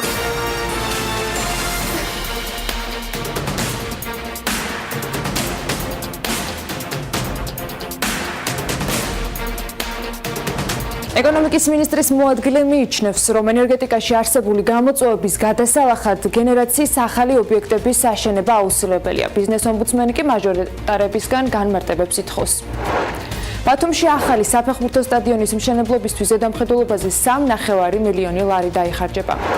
შინაგან საქმეთა სამინისტროს კუთვნილი ავტომანქანების დაზღვევაზე გამოცხადებული ტენდერი არ შედგა. ბიზნესი ახლებით ვაგრძელებთ საქმიან დილას. მაჟორიტარებმა კეთილი უნდა ინებონ და მეტი ესაუბრონ ადგილობრივებს თუ რატომ უნდა აშენდეს ჰესები, ამბობს ბიზნეს ომბუდსმენი ირაკლი ლექვინაძე. ის აღნიშნავს, რომ ჰიდროელექტროსადგურების აშენების წინააღმდეგ გახშირებული საპროტესტო აქციები ქვეყნის საინვესტიციო კლიმატზე ნეგატიურად აისახება. ლექვინაძემ BMG-ს განუცხადა, რომ სხვადასხვა რეგიონში ჰესების წინააღმდეგ არსებულ ნეგატიურ განწყობებში პოლიტიკური მდგენელი საკმაოდ დიდია. ზოგადად ადგილობრივი ხელისუფლების როლი მიმაჩნია ბევრად უფრო გასაძლიერებლად ამ ნაწილში, იმიტომ რომ მათი ნეიტრალურობა ან მათი დამოკიდებულება ხშირად განსხვავებული მოსაზრებები ხელს უწყობს მსგავსი ტიპის კიდევ უფრო მეტად გაძლიერებას. ამიტომ სწორედ ამ კუთხით უნდა მოხდეს დავალება ადგილობრივ ხელისუფლებაზე თუ მაჟორიტარებზე, რომ კეთილი ინებონ და ამ ადამიანებმა ადგილობრივ მოსახლეობას ესაუბრონ მეტი, განახორციელონ მეტი კომუნიკაცია და თუ ეს ჯგუფები არის მიზანმიმართულად შექმნილი, თუ ეს ჯგუფები არის ასე სპეციალურად პოლიტიკური ჯგუფების მიერ ორგანიზებული, ამაზე ზღიად იქნას ნასაუბრები, რომ საზოგადოება მიცოდეს და ადგილობრივი მოსახლეობა მიცოდეს, თუ მათ მიმართ და მათთან დაკავშირებული ესეთი პოზიტიური პროექტების განხორციელება, სადაც მათ შეიძლება საკუთარი თავი ნახონ, დასაქმდნენ და მეტი შემოსავალი მიიღონ, რეალურად ესეთი ვიწრო ჯგუფები პოლიტიკური მიზნებიდან გამომდინარე უშლიან ხელს. ეკონომიკისა და მდგრადი განვითარების მინისტრის მოადგილის გიორგი ჩიქოვანის განცხადებით კი ენერგეტიკაში არსებული გამოწვევების გადასალახად გენერაციის ახალი ობიექტების აშენება აუცილებელია. მინისტრის მოადგილე პირდაპირ ამბობს, რომ ქვეყანაში ახალი ჰესების აშენება გადაწყვეტილია. ჩიქოვანი არც იმას გამორიცხავს, რომ შესაძლოა მოსახლეობასთან კომუნიკაცია საკმარისი არაა. ამიტომ მთავრობა გეგმავს ენერგეტიკაში არსებულ გამოწვევებზე ხალხს უფრო მეტი ესაუბროს. ამასთან მინისტრის მოადგილე მიიჩნევს, რომ საინფორმაციო კამპანიაში არა უახლოდ მთავრობა ან ინვესტორები უნდა იყვნენ ჩართულები, ვინც ჰესებს აშენებენ, არამედ ბიზნესის ყველა ის სექტორი, ვინც მრეწველობით არის დაკავებული ან სასტუმრო ბიზნესი აქვს, რადგან ელექტროენერგია სჭირდება რეალურად ყველას.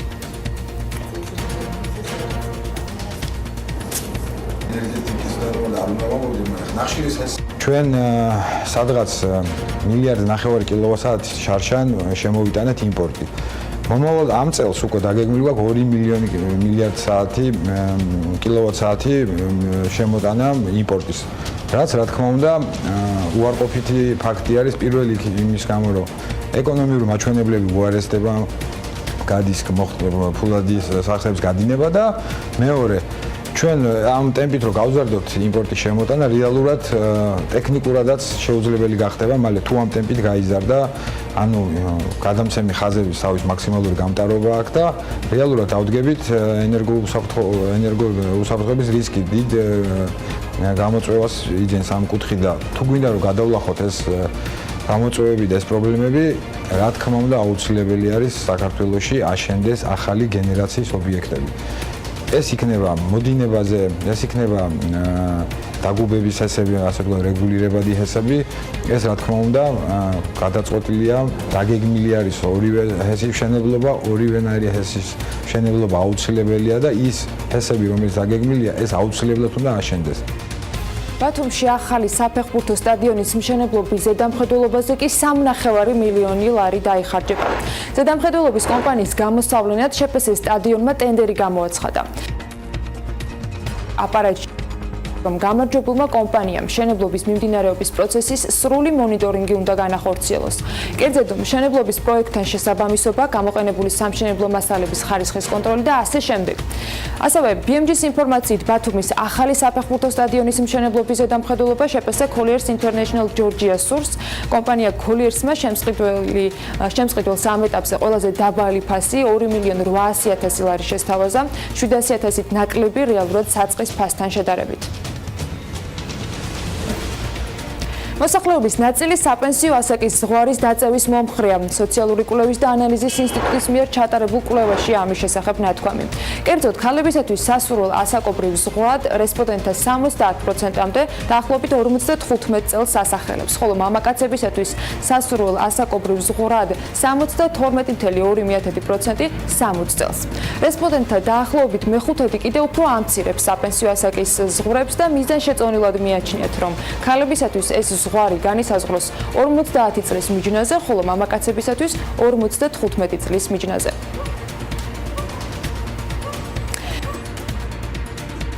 რეაბილიტაციის მიზნით გამოცხადებულ ტენდერში ერთმანეთს 3 კომპანია უპირისპირდება. 8,5 მილიონიანი ტენდერი ამ ეტაპზე შერჩევა შეფასების სტადიაშია. დაგი პლუსი, საქმილსადენმშენი და ამხანაგობა გზები და ხიდები საკუთარი წინადადებებით ტენდერში არიან წარმოდგენილები. გამარჯვებულმა კომპანიამ სამშენებლო სამუშაოები 2018 წლის 20 დეკემბრამდე უნდა დაასრულოს. შინაგან საქმეთა სამინისტროს კუთვნილი ავტომანქანების დაზღვევაზე გამოცხადებული ტენდერი არ შედგა. საკუთარი წინადადება ტენდერში არც ერთ სადაზღვევო კომპანიას არ შეუტანია. სულ ტენდერის პირობებით გათვალისწინებული იყო 1196 ავტომობილის დაზღვევა, რაშიც უწყება 1,200,000 ლარის დახარჯვას გეგმავდა. ტენდერით სასაზღვრო პოლიციის, დაცვის პოლიციის დეპარტამენტის, შინაგან საქმეთა სამინისტროს აკადემიის, თბილისისა და რეგიონების პოლიციის დეპარტამენტების და ცენტრალური აპარატის ავტომობილები უნდა დაზღვეულიყო. და კიდევ ერთი ამბავი, 44 აფრიკული ქვეყანა თავისუფალი ვაჭრობის ხელშეკრულების გაფორმებაზე შეთანხმდა. ქვეყნის ლიდერებმა შეთანხმებას აფრიკის გაერთიანებულ სამიტზე რუანდაში მოაწერეს ხელი. ჯერჯერობით არსებული ნაბიჯი არ ეხება 10 ქვეყანას, რომლებმაც უარი განაცხადეს ამ შეთანხმებაში მონაწილეობის მიღებაზე. არსებული თავისუფალი ვაჭრობის ხელშეკრულება კი 1,200,000,000 ადამიანს საერთო ბაზარში მოაქცევს. CNN მანის ინფორმაციით, ბლოკი წევრების რაოდენობით ყველაზე დიდი იქნება. ბოლო 4 თვის განმავლობაში ნიუ-იორკში 4 ტაქსისტმა სიცოცხლე თვითმკვლელობით დაასრულა. ტაქსის მძღოლების ალიანსი კიდევ ერთხელ გამოდის მოთხოვნით შეიზღუდოს Uber-ის და Lyft-ის მანქანების რაოდენობა, რომლებსაც მომხმარებლები აპლიკაციის მეშვეობით იძახებენ. ამერიკის ხმის სიუჟეტი ნახოთ. Put up 20,000 a year like I have to pay my mortgage. 65 წლის რუმინელი იმიგრანტის თვითმკვლელობაზე და მის ფინანსურ სირუხჭირეზე ნიუ-იორკელი ტაქსისტები ხშირად საუბრობენ. ის ნიუ-იორკის ყვითელ ტაქსს 30 წელი ატარებდა. ვეღარ გაუძლო. მე ისე ვიბრძვი, ვცდილობ. არ ვაპირებ ხელი ჩავიქნიო. ამ ქალაქის განვითარებაში ჩემი წვლილი მიმისყვის. ახლა კი ესენი მძარცვავენ. ნიუ-იორკში 13,000-მდე ყვითელი ტაქსი დადის. მსგავსი ლიმიტი არ ვრცელდება კომპანიაზე Uber-ი, რომლისთვისაც ქალაქში 60,000-მდე ადამიანი მუშაობს. დავიღალეთ და მოგუბეზრდა ჩვენი ძმების დაკრძალვა. ეს კოშმარია. მძღოლები კოტრდებიან. მწვანე ტაქსის მძღოლები სრულიად მიტოვებულები ვართ. აქ ნიუ-იორკის ქალაქის ცენტრში მოიკლა თავი დაგ შიფერმა თებერვალში. დაღუპულმა Facebook-ზე დააწერა, რომ კვირაში 100 საათზე მეც მუშაობდა. შემდეგ კი მისავე მანქანაში იარაღით მოიკლა თავი. ამთვის კირისთვის ფული არ მეყო. ნიუ-იორკის მძღოლების 90%-ს იმიგრანტები შეადგენენ. ისინი კლიენტების კლებაზე წუხან. ქირის და ბენზინის შემდეგ ფული ფაქტობრივად არ რჩება. თუ მანამდე დღეში 10 საათი მუშაობდით, ახლა 15-16 საათი მუშაობთ და საქმე მაინც ნაკლებია. მიყვარს რომ თავს სხვა მძღოლებიც არ იკლავენ, ეს ბიზნესი განადგურდა. წარმოშობით ნიგერიელი ემანუელ აგბაი ყვითელი ტაქსის სამართავად საჭირო ლიცენზიას ფლობს. ეს ლიცენზია 5 წლის წინ $1 მილიონ ფასობდა, თუმცა მისი ფასი დაახლოებით მეხუთედამდე შეცირდა. მომხმარებლები უპირატესობას Uber-ს და Lyft-ს ანიჭებენ. მინდა ვიმუშავა, სადვარ სამუშაოდ. მიყვარს მანქანის ტარება, განათლება არ მაკლია, მაგრამ ამ საქმის კეთება ვარჩიე. ახლა კი ფულის გამომუშავება მიჭირს, საქმის სიყვარული კი არაფერს შველის. თმანისის გადარჩენის ფონდმა, სადაც ოპოზიციური პარტიების ნაწილია გაერთიანებული, აუქციონზე 300 წლიანი ევკალიპტის ხის შესაძენად 20,020 ლარი შეაგროვა და რამდენიმე დღის წინ გადაიხადა კიდეც. ეს არც ერთ-ერთი და ერთადერთი აუქციონი არ არის. არც უკანასკნელი, რომელშიც მონაწილეობასაც გიორგი ვაშაძე გეგმავს და ანონსებს, რომ ყველა იმ აუქციონში ჩაერთვება, რომელშიც ყოფილი პრემიერის ინტერესებს დაინახავს. სანამ სხვა დანარჩენებზე გადავალთ, ჯერ 27 მეტრიანი ევკალიპტის ამბავს მოვიკითხავთ, თუმცა ეს არ იქნება ერთადერთი თემა. ევკალიპტი არ იქნება ჩვენი ერთადერთი სასაუბრო თემა გიორგი ვაშაძესთან, რომელიც ავანგარდშია, ასე ვთქვათ, ამ თემებისა, ისევე როგორც სულ მალე RMG Gold-ის 16 ჰექტარის მიწასთან დაკავშირებით თანხის გადახდის ვალდებულებას დგება, რაზეც სატელეფონო ჩართვისას საქმიანი დილაში ახალი საქართველოს ლიდერმა მოგვიგო, რომ საუბარია ერთგვარ ხარვეზებზე, იურიდიულ ხარვეზზე, რომლის გამოსწორებასაც იგი ხელისუფლებისგან ითხოვდა, რა გეგმით მოხმედებს ახალი საქართველოს ლიდერი და დმანისის ფონდის ირგვლივ, მოდი ესე ვთქვათ, გაერთიანებული პოლიტიკური და არაპოლიტიკური საზოგადოება, ამას უკვე სტუდიაში ჯერ კიდევ სატელეფონო ჩართვისას დაპირებული ამ შემთხვევაში უკვე ხორციელი გიორგი ვაშაძე გატყვის დილამშვიდობის. დილამშვიდობისა, მოგესალმებით, გილოცავთ აღდგომის დღესასწაულს. მე მაინც მინდა რომ ევკალიპტით დავიწყო და მოვიკითხო ამ ხელა 27 მეტრიანი ხის ამბავი, როგორ არის თუ ნახეთ მას შემდეგ რაც შეიძინეთ. გუში ვიყავით ჩასული, უბრალოდ გუშინ წინ, ბავშვებთან ერთად დასავლეთში ვიყავით, ტრადიციულად შემოვიარეთ იმერეთი გურია აჭარა სამეგრელო. და თან გზად გავიარეთ და ვნახეთ ეს ევკალიპტი თავის ადგილზე. არა, ჯერჯერობით, არა, სახელი არ შეგუში, ისე ამაზე არ გვიფიქრია, შეიძლება ერთებს კაი აზრია, იმიტომ რომ ვფიქრობ, რომ ძალიან უნიკალური შემთხვევაა ეს ევკალიპტი შეგვიძლია რომ ტურისტულ მარშრუტშიც მოვახვედროთ. რა ეს ხოშოს ჩემი იდეა არ არის, ერთ-ერთი სხვა პოლიტიკური პარტიის წარმომადგენლის იდეა და რატო? იმიტომ რომ რაღაცა ეს ევკალიპტი სიმბოლოა, ხო, იმის რაზე გვიწევს აქცენტების გაკეთება. ხომ ძალიან ბევრი ადამიანის Facebook-ზე გამოხმაურება ვნახე, სადაც თქვენს რომ აი რა დროს ევკალიპტია ხალხი, ცუდად არის ასე შემდეგ, მაგრამ ამით ჩვენ გვინდოდა გვეჩვენებია ის პრობლემა, რაც დღეს ქვეყანაშია, იმიტომ რომ ხელისუფლება ხალხისთვის არ ზრუნავს, ხო? ხელისუფლება არ ფიქრობს, თქვათ, ეკონომიკურ განვითარებაზე, ხელისუფლება არ ფიქრობს ძალიან მნიშვნელოვან საკითხებზე. რომ 20,020 ლარი შეგეგროვებინათ, ეს ზუსტად ის თანხაა, რაც შეგროვდა, დამატება მოგიწიათ თუ ფონდში რა თანხა მეტობით შეგროვდა თანხა, პირდაპირ გეტყვით, ეს თანხა ანგარიშზეა, მეტობით შეგროვდა თანხა, ჩვენ თანხის შეგროვებას ვაგრძელებთ, იმიტომ რომ დმანისის მიმართულებით ვაგრძელებთ ჩვენ სამუშაოებს. ფანდრაიზინგი გვჭირდება, იმიტომ რომ ძლავრი იურიდიული ჯგუფი გვინდა ავუყვანოთ, არა მარტო საქართველოში, არამედ საქართველოს ფარგლებს გარეთ, იმიტომ რომ დმანიში რაც უკანონებები ჩვენ უკვე რაც დავადგინეთ, იმიტომ რომ ამ ზონალები ყავდა ჩაყვანილი ჩვენი სტატუსიდან გამომდინარე ტერიტორიაზე ხელმისაწვდომობის პრობლემას უკვე ვეღარ შეგვიქმნიდა, RMG ჯგუფი და ვერც ეკონომიკის სამეცნიერო ვერავინ. აქედან გამომდინარე ჩვენ ძალიან დიდი სამართლებრივი დაუგვექნება სახელმწიფოს წინააღმდეგ, იმიტომ რომ ეს პირდაპირ სახელმწიფო პოლიტიკური კორუფციის დამადასტურებელია, რაც დადასტურდა სამწუხაროდ გარემოს დაცვის მინისტრის კომიტეტზე მოსვენის პერიოდშიც, შემიძლია დეტალებზეც ვისაუბრო ამ კუთხით. მთავარი პრობლემა ის არის, რომ ჩვენ ვართ იმ ფაქტის წინაშე, როცა მთელი სახელმწიფო აპარატი მართლაც მობილიზებულია ამ უკანონო პროცესში მონაწილეობისათვის. მე უბრალოდ ნახაზი წამოგიღეთ ახლა, როგორც იქნა ეს ჩვენმა ამზომელებმა აიღეს. აი ეს არის ტერიტორია, რომელზეც გამოცხადებული იყო კონკურსი, ხო? აი ამ ტერიტორიაზე, რომელიც არის სახელმწიფო საკუთრება, დგას დღეს ქარხანა. ანუ სადაც ამტროებს RMG Gold-ი თავის მიერ მოპოვებულ წიაღისეულს, ხო?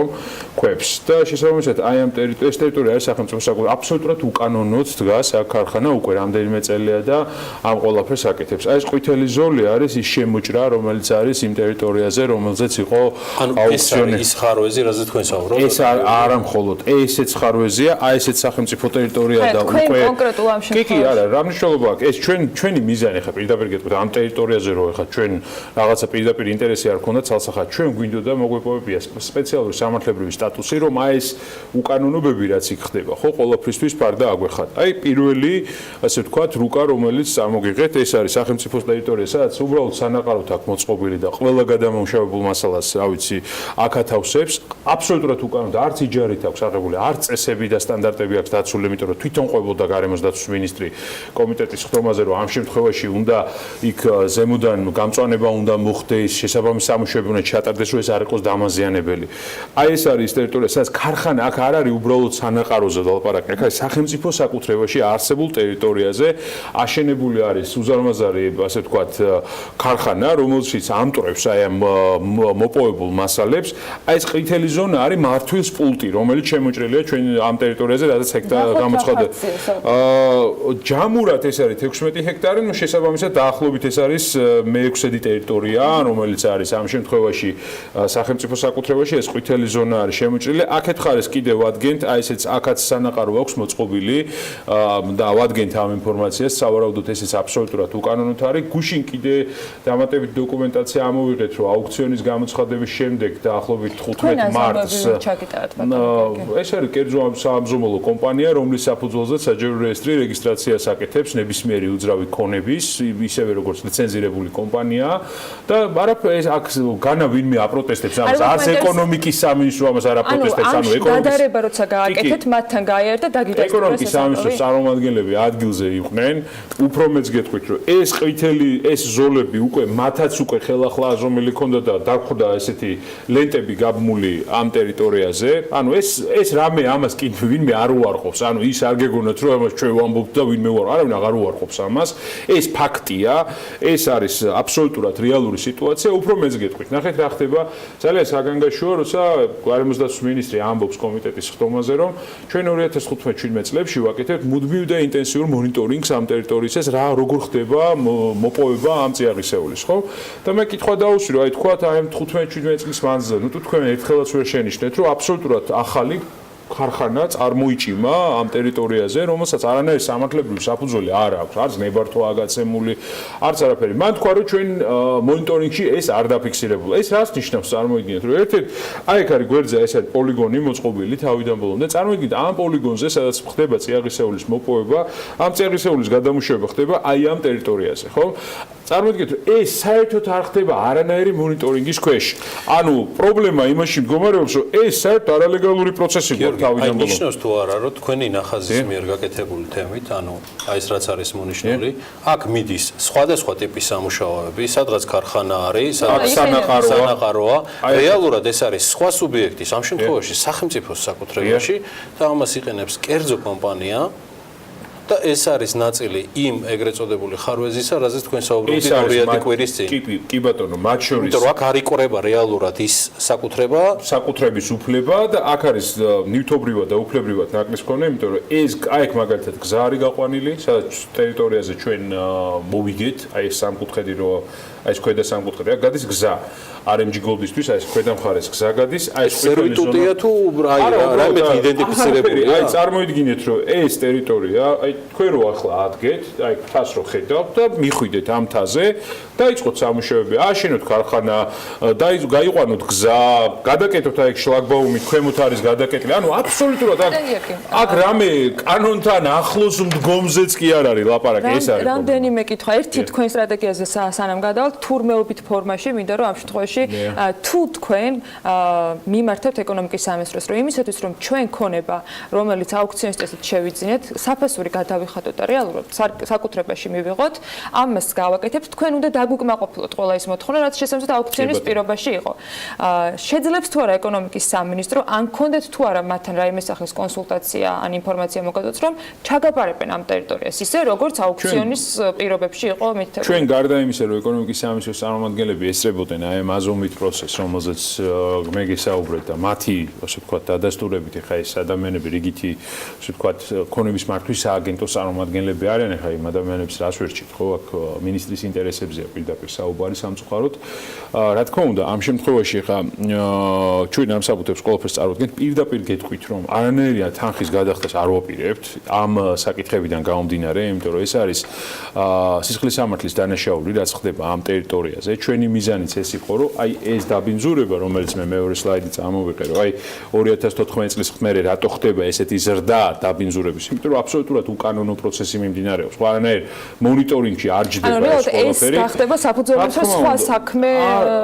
ეს სისხლის სამართლის დანაშაულია, პირდაპირ აი ეს ჩვენს თვალწინ ახლა არის სისხლის სამართლის დანაშაული, ეს არის აბსოლუტურად უკანონო ქმედება, მათ შორის სისხლის სამართლის დანაშაული, რომელშიც ჩართული არიან მაღალი თანამდებობის პირები და სამინისტროს უწყებების წარმომადგენლები, იმიტომ რომ ეკონომიკის სამინისტრომ ეს კარგად იცოდა ამ ტერიტორიაზე არსებული მდგომარეობა, როცა ის აცხადებდა აუქციონს სწორედ ამ ტერიტორიასთან დაკავშირებით.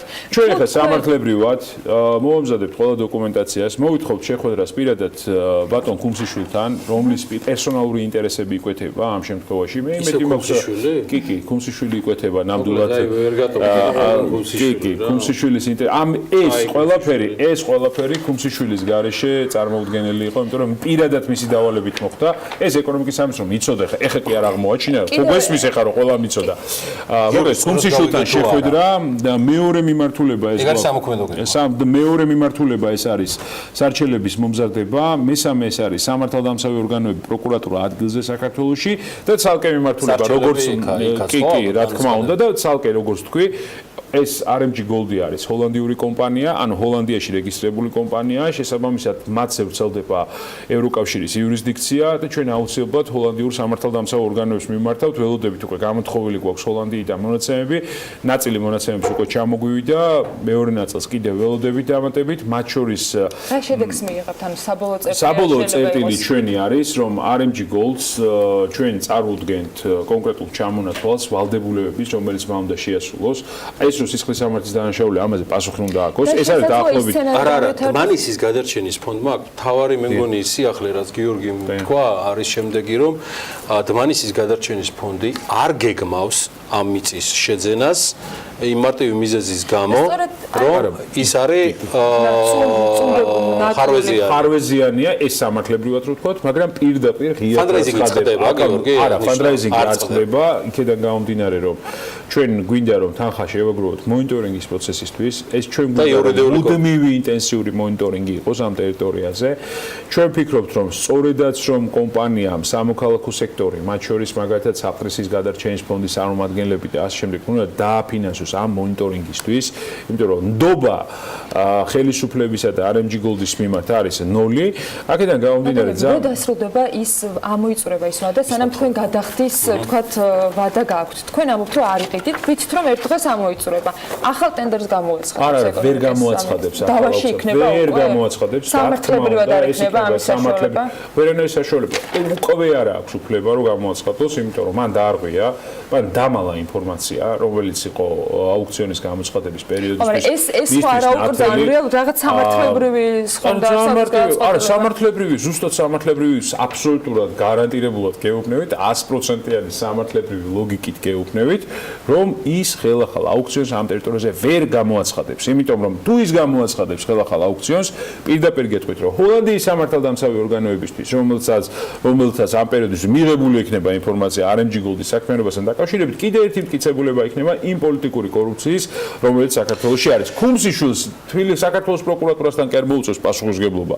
მოუწევს პასუხი გასცეს მათ შორის ჰოლანდიის პროკურატურას აბსოლუტურად ძალიან მარტივად. ეს არის სოფლიოში სამართალი, სისხლის სამართალი არსებობს ყველგან ერთნაირი რა. მათ შორის სამოქალაქოც და ყველა აბსოლუტურად სამართლებრივი ნორმა. დამრღვევი არის ბოდიში. კომპანია დამრღვევი არის და პასუხისმგებლობა დაეკისრება როგორც მიხვდით, როგორც ამბობთ, ამ ჰოლანდიური სასამართლოს წინაშე, ხო? ანუ ამ შემთხვევაში political corruption. ეს არის რაშუაში ხდება ეკონომიკის გეტყვით. Political corruption. ეს არის ის, რასაც დაძდევს დღეს თანამედროვე ცივილიზებული სამყარო.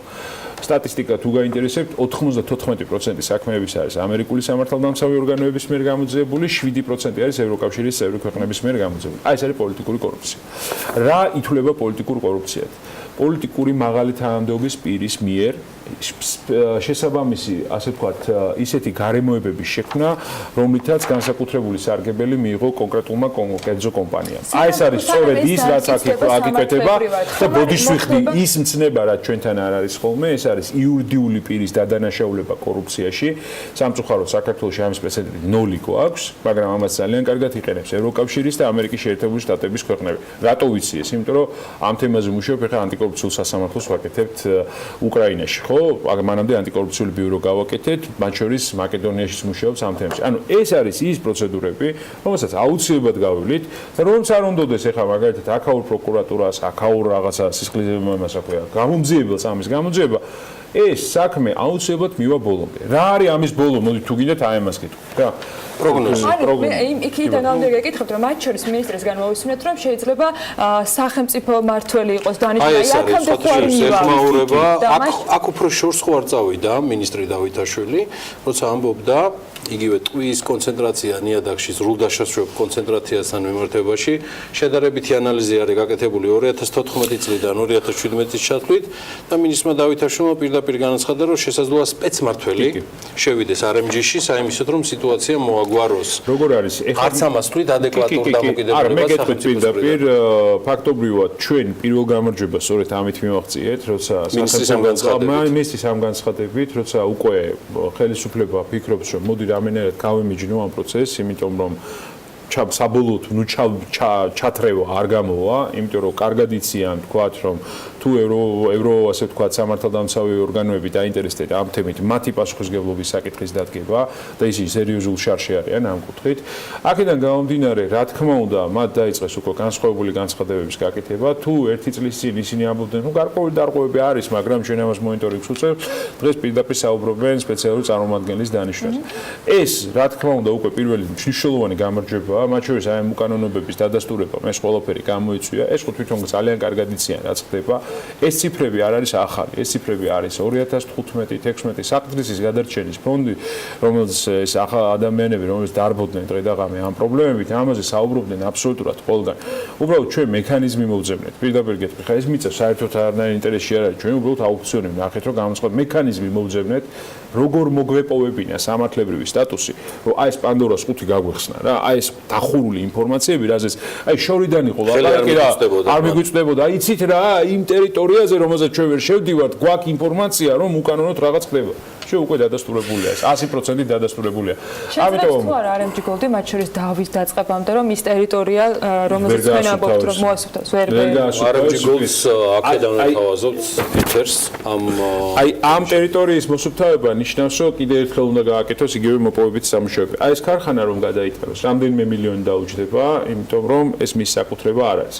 მაგრამ მე ურჩევ თქვენი ეთერითაც ხელისუფლების წარმომადგენლებს, რომ ისეთ ნაბიჯებს ნუ გადადგამენ, ახლა 15 მარტის საჯარო რეესტრის ამონაწერი ვნახე, რომ ამ ტერიტორიას არ ეხება სხვა ტერიტორია ერთპირთა მოლაპარაკებით გადასცეს პირდაპირ RMG Gold-ს, ხო?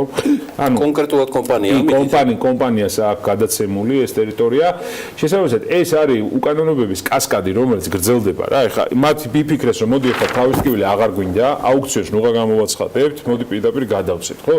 ლეგალიზებას ახდენენ. კიდევ ერთხელ აი აქედან დაიწყო მთელი ეს პროცესი, ჩვენ რატომაც ჩავერთეთ. კაი, ეს არის დაგვრჩა და ერთი ესეთი კითხვა მაქვს, ისევ კიდევ ევკალიპტს მინდა დაუბრუნდეთ. ხომ არ არის ევკალიპტის ბოლო, გიორგი, თქვენი აზრით? მსგავსი RMG-ს 16 ჰექტარის მიწის არანაწილში. პირობაში იქ ეწერა, რომ საუბარია ეს 20,020 ლარი, რაც თქვენ გადაიხადეთ, ოღონდ ეს უნდა მოხმარდეს ამ ხის გადატანას. ეს არ არის ეს დათქმა იურიდიულად? სიმართლე რო ვთქვათ, მან დათქვამია, რომ აუქციონზე გამოვიდა გასაყიდად გადატანის მიზნით.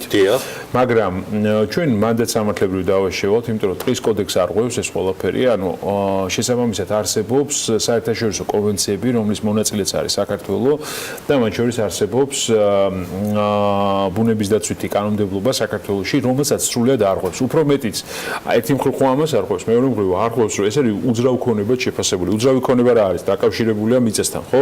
შესაბამისად უძრავი ქონების გადატანა სამოქალაქო კოდექსით შეუძლებელია. ანუ ისეთ პრეცედენტში ვართ ამ ხესთან დაკავშირებით რა, რომ აუქციონის გარეშე თუ კი პრეცედენტი დაფიქსირებოდა, რომ ამაზე დაგეწყოთ სამართლებრივი დავა თუ უძრავი ქონების გადატანის. თქვენ ხო გესმით, რომ თუ ამ შემთხვევაში ჩვენ რო სასამართლოში სარჩელი შეგვეტანა, გადაწყვეტილება იქნებოდა, იცით რა, ეს კომერციული საიდუმლოებაა ეს ტერიტორია და ჩვენ ვერ შეგიშვებთ ახლა ამ ტერიტორიაზე. მაგრამ სახელმწიფოს დისკრეცია ამ გამოცხადებული პირობებიდან გამომდინარე არ რჩება, რომ ანულირება გაუკეთოს თქვენს გამარჯვებას. არა, ჩვენ გამარჯვებას ანულირებას ვერ გავუკეთოთ. უნდა გადაიტანოთ ეს ხე. არა, ჩვენ არ უნდა გადავიტანოთ, იმიტომ რომ ჩვენ დავასაბუთებთ აბსოლუტურად სამართლებრივად, რომ ეს ამ ხის გადატანა ეწინააღმდეგება საქართველოში მოქმედ კანონმდებლობას.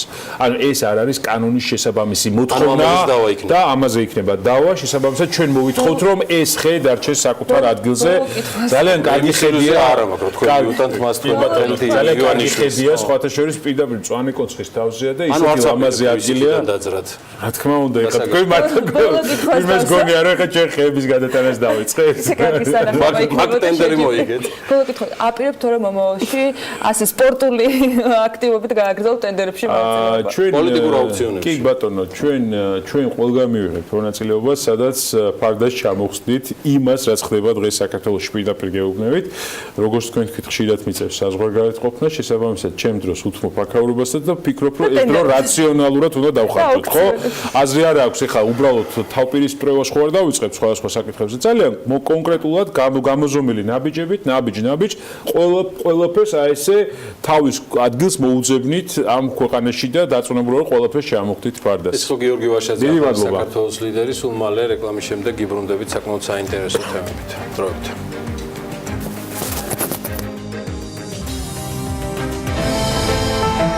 ამინდის პროგნოზის სპონსორია SEU დეველოპმენტი.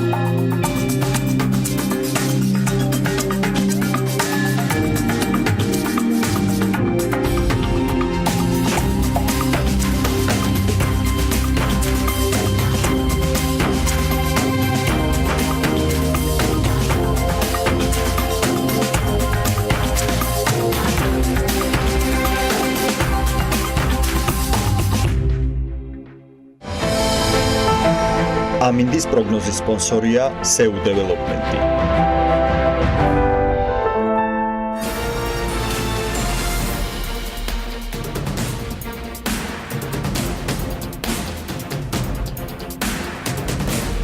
City Park-ის იურიდიული უფლებამოსილება დედაქალაქში შეწყვეტილია. უკვე მეორე დღეა თბილისში პარკირების სისტემაზე, დაჯარიმებაზე, ავტომანქანების გადაყვანას და ასე შემდეგ თბილისის მერის ტრანსპორტის საქალაქო სამსახური ზრუნავს. ჯარიმებზეც, პარკირების ნებართვაზეც და სხვა ყველა დეტალზე ახლა უკვე თბილისის სატრანსპორტო კომპანიის თანამშრომლები მიგითითებენ, რომელთა ნაწილიც თავად კომპანია City Park-ის ყოფილი თანამშრომელია. მოკლედ, როგორ მოხდება პარკირების ადმინისტრირება? ამაში დეტალურად გასარკვევად ნინი ლონგურაშვილის სიუჟეტი უნდა ვნახოთ. აი ამ შემდეგ კი უკვე თავად სიუჟეტის ავტორი და თათია ჩაფიჩაძე სტუმართან ერთად შემოგვიერთებიან მამუკა კობახიძისგან ველით პასუხებს მათ შორის მთავარ პრობლემაზე პარკირების დეფიციტურ ადგილებზე. ნახოთ სიუჟეტი. City Park-ის საქმიანობა წარსულს ჩაბარდა. პარკირების ადმინისტრირება დღეიდან თბილისის სატრანსპორტო კომპანიის ვალდებულება გახდა. იქამდე, სანამ თბილისი პარკინგის თანამშრომლები თბილისის ქუჩებში გამოჩნდნენ, დედაქალაქის მერმა კახაკალაძემ თბილისი პარკინგის ახალი ოფისი დაათვალიერა. მისივე თქმით, ყველანაირი შესაძლებლობა არსებობს, რათა პარკირების სისტემის მენეჯმენტი სატრანსპორტო კომპანიამ გაწიოს. თავიდან ბევრი სკეპტიკურად უყურებდა პროცესს, რომ სატრანსპორტო კომპანია ვერ შეძლებდა ამ უმოკლეს დროში მობილიზებას, თუმცა თქვენ ხედავთ უკვე, რომ ყველანაირი შესაძლებლობა არსებობს იმის, რომ პარკირების სისტემის მენეჯმენტი გაწიოს ტრანსპორტის კომპანიამ და პირობას გაძლევთ, რომ მართლაც საუკეთესოდ ემსახურებიან ეს ადამიანები ჩვენს ქალაქს და ამყარებენ წესრიგს. პირობა დადებულია. დედაქალაქში რომ წესრიგი დამყარდეს, ამისათვის თბილისის სატრანსპორტო კომპანიამ City Park-დან 102 თანამშრომელი მიიღო. მათგან 76 ინსპექტორია, 10 ევაკუატორის მძღოლი. ასევე თბილისი პარკინგი 10 ევაკუატორის შეძენას გეგმავს. კომპანიის საკუთრებაშია 4 მსუბუქი ავტომობილი და უცვლელი რჩება საჯარიმო ადგილები. თავარი პრინციპი გახლავთ ის, რომ დღეს ჩვენ გადავდივართ კომერციული ასე ვთქვათ მიზნებიდან, იქიდან გამომდინარე, რომ ჯარიმის გამოწერა ეს იყო პირდაპირ კომერციასთან დაკავშირებული, დღეს უკვე ჩვენ გადავდივართ სამართლიან მიდგომებთან და დარწმუნებული ვარ, რომ ამას მოსახლეობა ნამდვილად იგრძნობს. დაარსებიდან მუშაობდი City Park-ში. ჩვეულებრივ პარკირების ინსპექტორი. იგივე ფუნქციით, იგივე დატვირთვით, ახალი შემართებით, ახალი იდეებით, ახალი დამოკიდებულებით და მიდგომებით ვაგრძელებთ ამ ახალ კომპანიაში. თვითონ მიდგომა და დამოკიდებულება შეიცვალა და ხალხსაც უფრო კეთილგანწყობა ექნება. თბილისის ქუჩებში კონტროლიორ ინსპექტორები უკვე გამოჩნდნენ. ქალაქში გადაადგილებისას თუ ასეთ ფორმაში ჩაცმული ადამიანი შეგხვდათ, ის დროა თუ არასათანადო პარკირების ადგილას გაჩერდით, გადააყენოთ. თორემ ჯარიმა თქვენ სახელზე აუცილებლად დაფიქსირდება. დღეს განმავლობაში დედაქალაქის სხვადასხვა უბანზე ინსპექტირებას ყოველდღიურად 40 თანამშრომელი განახორციელებს. ახალი ფუნქციებიდან გამომდინარე, სატრანსპორტო კომპანიის ბიუჯეტი 4 მილიონ ლარამდე გაიზარდა. ეთერში როგორც დაანონსებული იყო, ჩვენთან ერთად კი იმყოფება თბილისის სატრანსპორტო კომპანიის ხელმძღვანელი მამუკა კობახიძე. მოგესალმებით კიდევ ერთხელ ბატონ მამუკა. მოკლედ მთავარი თემაა 2 დღის განმავლობაში და არა მხოლოდ 2 დღე, ბოლო თვეების განმავლობაში City Park-ის უფლებამოსილების შეჩერება თბილისში. გუშინდელი დღიდან შეუჩერდათ მას უფლებამოსილება და გადმოიბარეთ სრულად თქვენ. ვინამდენითაც გუშინ გადავხედეთ და ჩვენ მაყურებელმაც ალბათ უკვე იცის, პრინციპში ჯარიმების მოცულობა იგივე რჩება ფაქტობრივად მუშაობის სტილიც იგივე თანამშრომლების მიერ, 102 თანამშრომელი გადმოვიდა City Park-დან. პირველი კითხვა ჩემი მდგომარეობს, რა იცვლება რეალურად, რა იქნება ახალი, რასაც შესთავაზებთ მოქალაქეებს? მოდით გავყოთ საკითხი. ხელშეკრულება შეწყდა იმიტომ, კი არა რომ რამე უნდა შეცვლილიყო, არამედ ხელშეკრულება შეწყდა იმიტომ, რომ ეს კომპანია მასზე დაკისრებულ მოვალეობებს არ ასრულებდა. ხელშეკრულებაში ნაკისრი ვალდებულებები, რაც უნდა როგორიც არის პარკირების სისტემის მოწყობა და სწორად გამოჭერილი წერილი ჯარიმები, ეს არ სრულდებოდა და ამიტომ მოხდა შეწყვეტა. ხო, რაც შეეხება თვითონ რა იცვლება თბილისის პარკირება არის ერთ-ერთი შემადგენელი ნაწილი სატრანსპორტო პოლიტიკის, რომელზეც მერია მუშაობს და მოგვიანებით უკვე დეტალურად გააკეთებს ამაზე განაცხადს. რა შეიცვლება? ან თქვენ შემთხვევაში თქვით, რომ არასრულებდა უფლებამოსილებას და იგივე საპარკინგო ადგილების კუთხით არ მუშაობდა.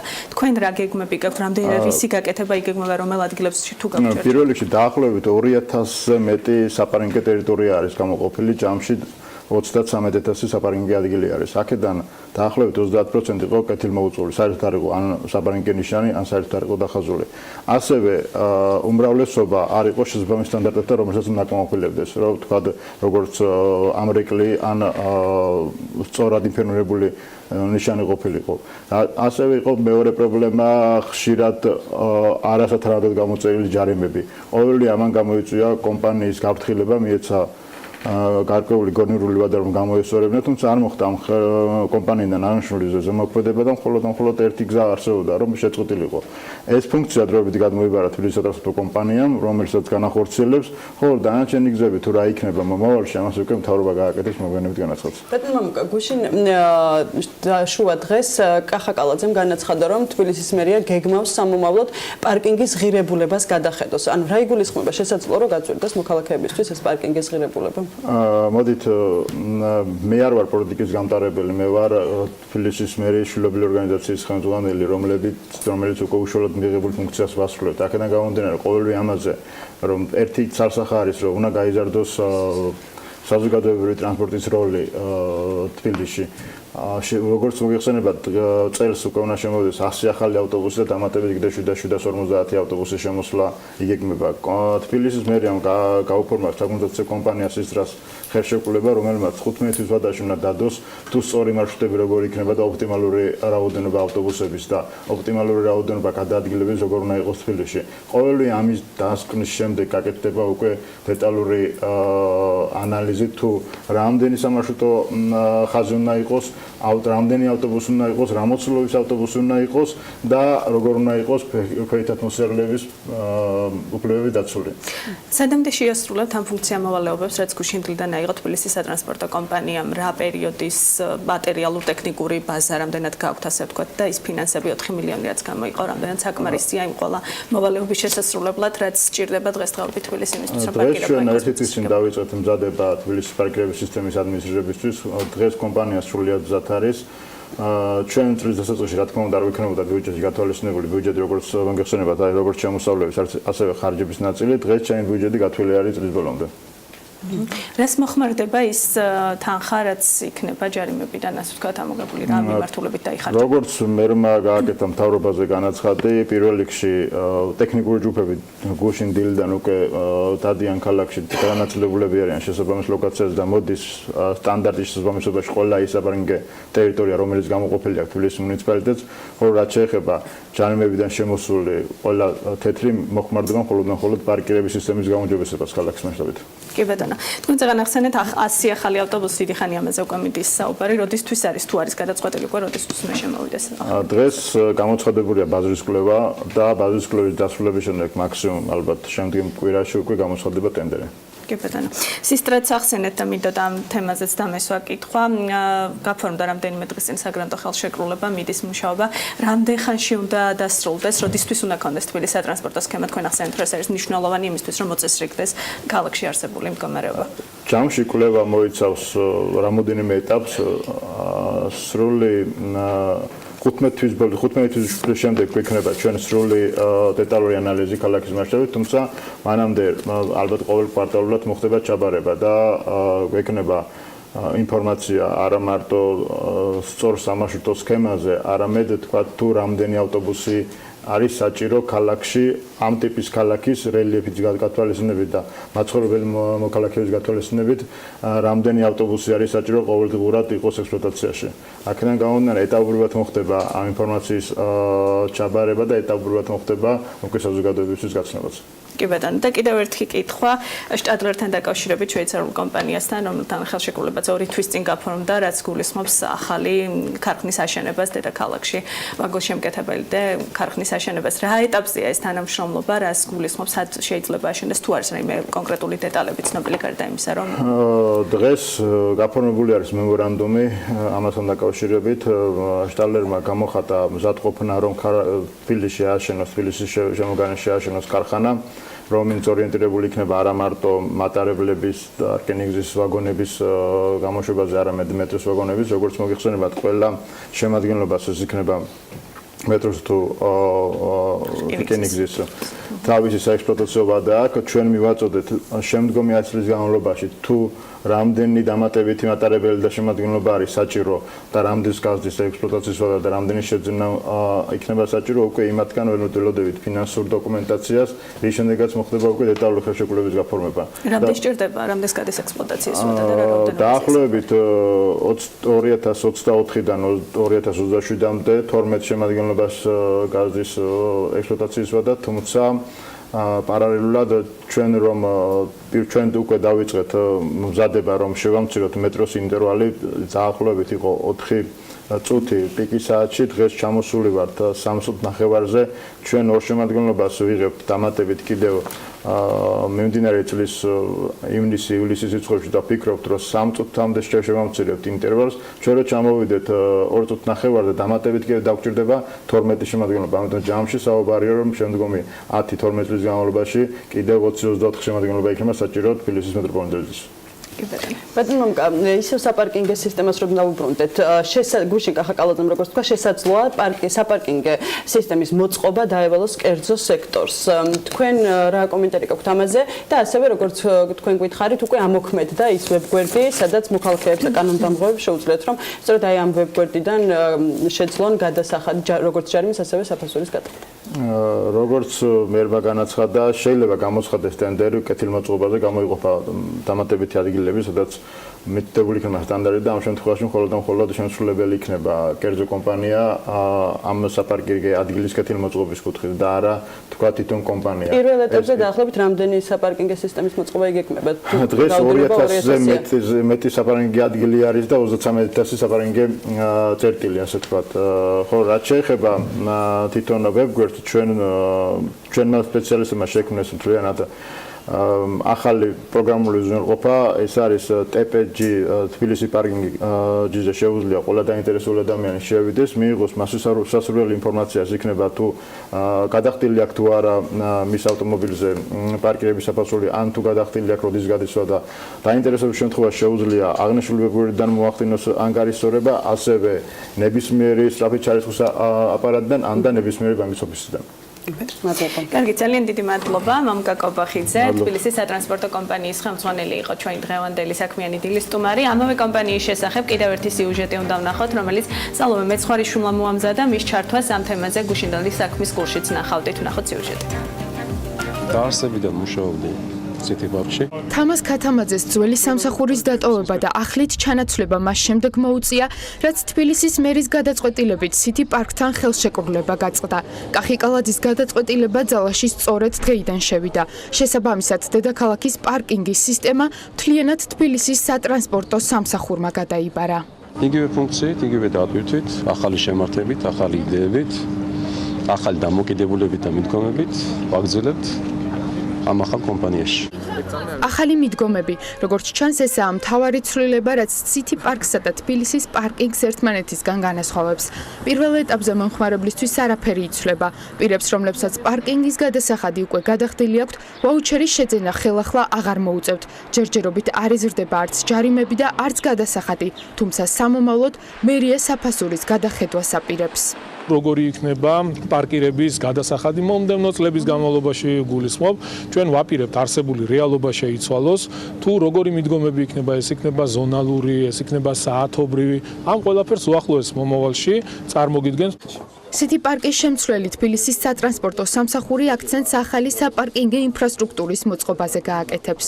დაახლოებით 4 მილიონი ლარამდე არის ბიუჯეტი, სატრანსპორტო კომპანიის ბიუჯეტი არ არის მარტო ხარჯის ნაწილი არის როგორც ხარჯის ნაწილი ასევე შემოსავლები, აქედან ლომის წილი არის ინფრასტრუქტურული პროექტები, როგორც არის კეთილმოწყობა, დახაზვა, აბრების შეცვლა, ასევე ეკოტრების ხიდვა.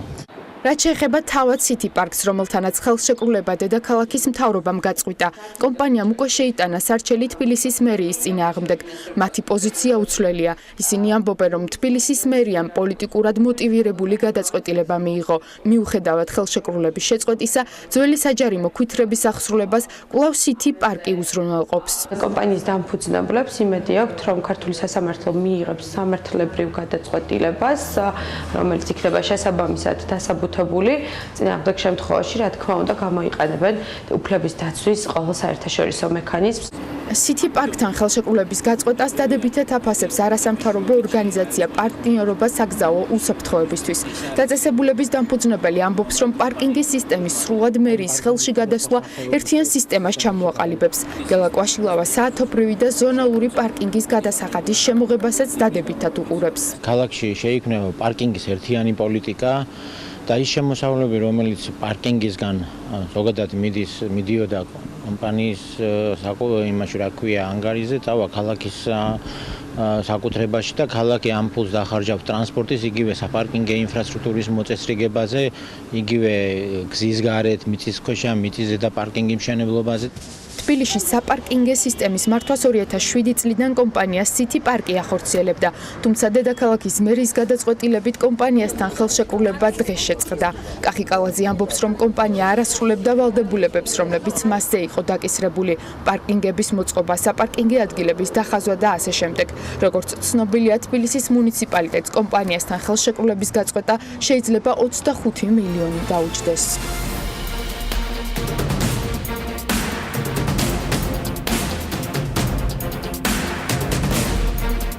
ევაჭყონიას დღევანდელი სტუმრები საქმიანი დილის მაყურებლებისათვის კარგად ნაცნობი Nexi International-ის მმართველი პარტნიორები არიან. 2018 წლის გეგმებზე თავად სტუმრები გვეტყვიან, დარწმუნებული ვარ, კიდევ ერთხელ და მაინც გასული წლის შედეგებიდან მათ წარდგენამდე 2017 წლის კომპანიის მიღწევები უნდა გამოვყოთ 170%-იანი ზრდა და 300-ზე მეტ პარტნიორთან თანამშრომლობა. ივა, დილა მშვიდობის, მივესალმები შენ სტუმრებს. საკმაოდ უხვად არიან დღეს წარმოდგენილები და დარწმუნებული ვარ, კიდევ უფრო მეტი ამბით. მოგესალმებით, უპირველეს ყოვლისა, სრულად საქართველოს მიულოცა აღდგომის ბრწყინვალე დღესასწაულს. წარმატებებს უსურვებთ ჩვენ ქვეყანას. საკმაოდ კარგად დაიწყეთ ძვირფასო, სწორად იყო წარდგენილი. Nexi International-ის წარმომადგენლობა 2014 წლიდან საქართველოში არის Nexi TA, მისი მმართველი პარტნიორები, ბატონი დავითი და ბატონი ბორისი ბრძანდებიან დღეს ჩემთან სტუმრად, სამწუხაროდ ბატონმა გელამ ვერ მოახერხა დღეს ჩვენთან ერთად ყოფილიყო და მოვიკითხავთ პირდაპირ ეთერიდან. საკმაოდ საინტერესოდ ვითარდებოდა ამ 3-4 წლის განმავლობაში მოვლენები და ნამდვილად საკმაოდ სწრაფი ზრდა იყო, რაც პირდაპირ ვთქვათ, Forbes-ის ყდაზეც საკმაოდ სიმბოლურად აისახა კიდევაც ეს ყველაფერი და გამომდინარე იქიდან რომ მე გახლავართ მარტო და თქვენ ორნი ხართ ძალიან გამიხარდება ბატონი გიორგი ისაკაძეს თუ ხანდახან დამეხმარება ხოლმე კითხვების დასმაში.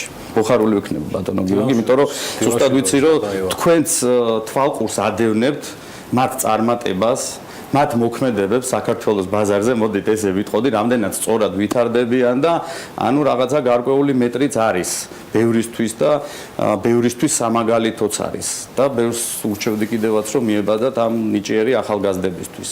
მე წარმატებულ ეთერს უსურვებ ივაჭყონიას, კიდევ ერთხელ მივესალმები ჩვენს მეგობრებს, პარტნიორებს Nexi International-დან.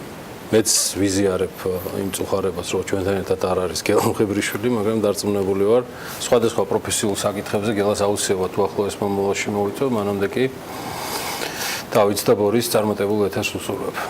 მადლობა ბატონო გიორგი. მოდით დავიწყოთ 2017 წლით. 2017 წლით, იმიტომ რომ განსაკუთრებით დიდი ნახტომი მაინც 2017 წელს გააკეთა Nexi TA-იმ და საკმაოდ დიდ წარმატებას მიაღწია. თუ რა იყო ყველაზე წარმატებული თქვენთვის ეს თუ შეიძლება თქვენ გითხარით ბატონო დავით. მოგესალმები ივა, მოგესალმებით მაყურებელს, მიულოცავს ყველას აღდგომის ბრწყინვალე დღესასწაულს. 2017 წელი ძალიან წარმატებული წელი იყო ჩვენი კომპანიისთვის. ყველაზე გამორჩეული ჯილდო, რაც ასე ვთქვათ, ჩვენ როგორც პარტნიორებს ძალიან გვიამაყება, ეს იყო სან-ფრანცისკოში, როცა ჩვენ წრიულ კონფერენციაზე ვიმყოფებოდით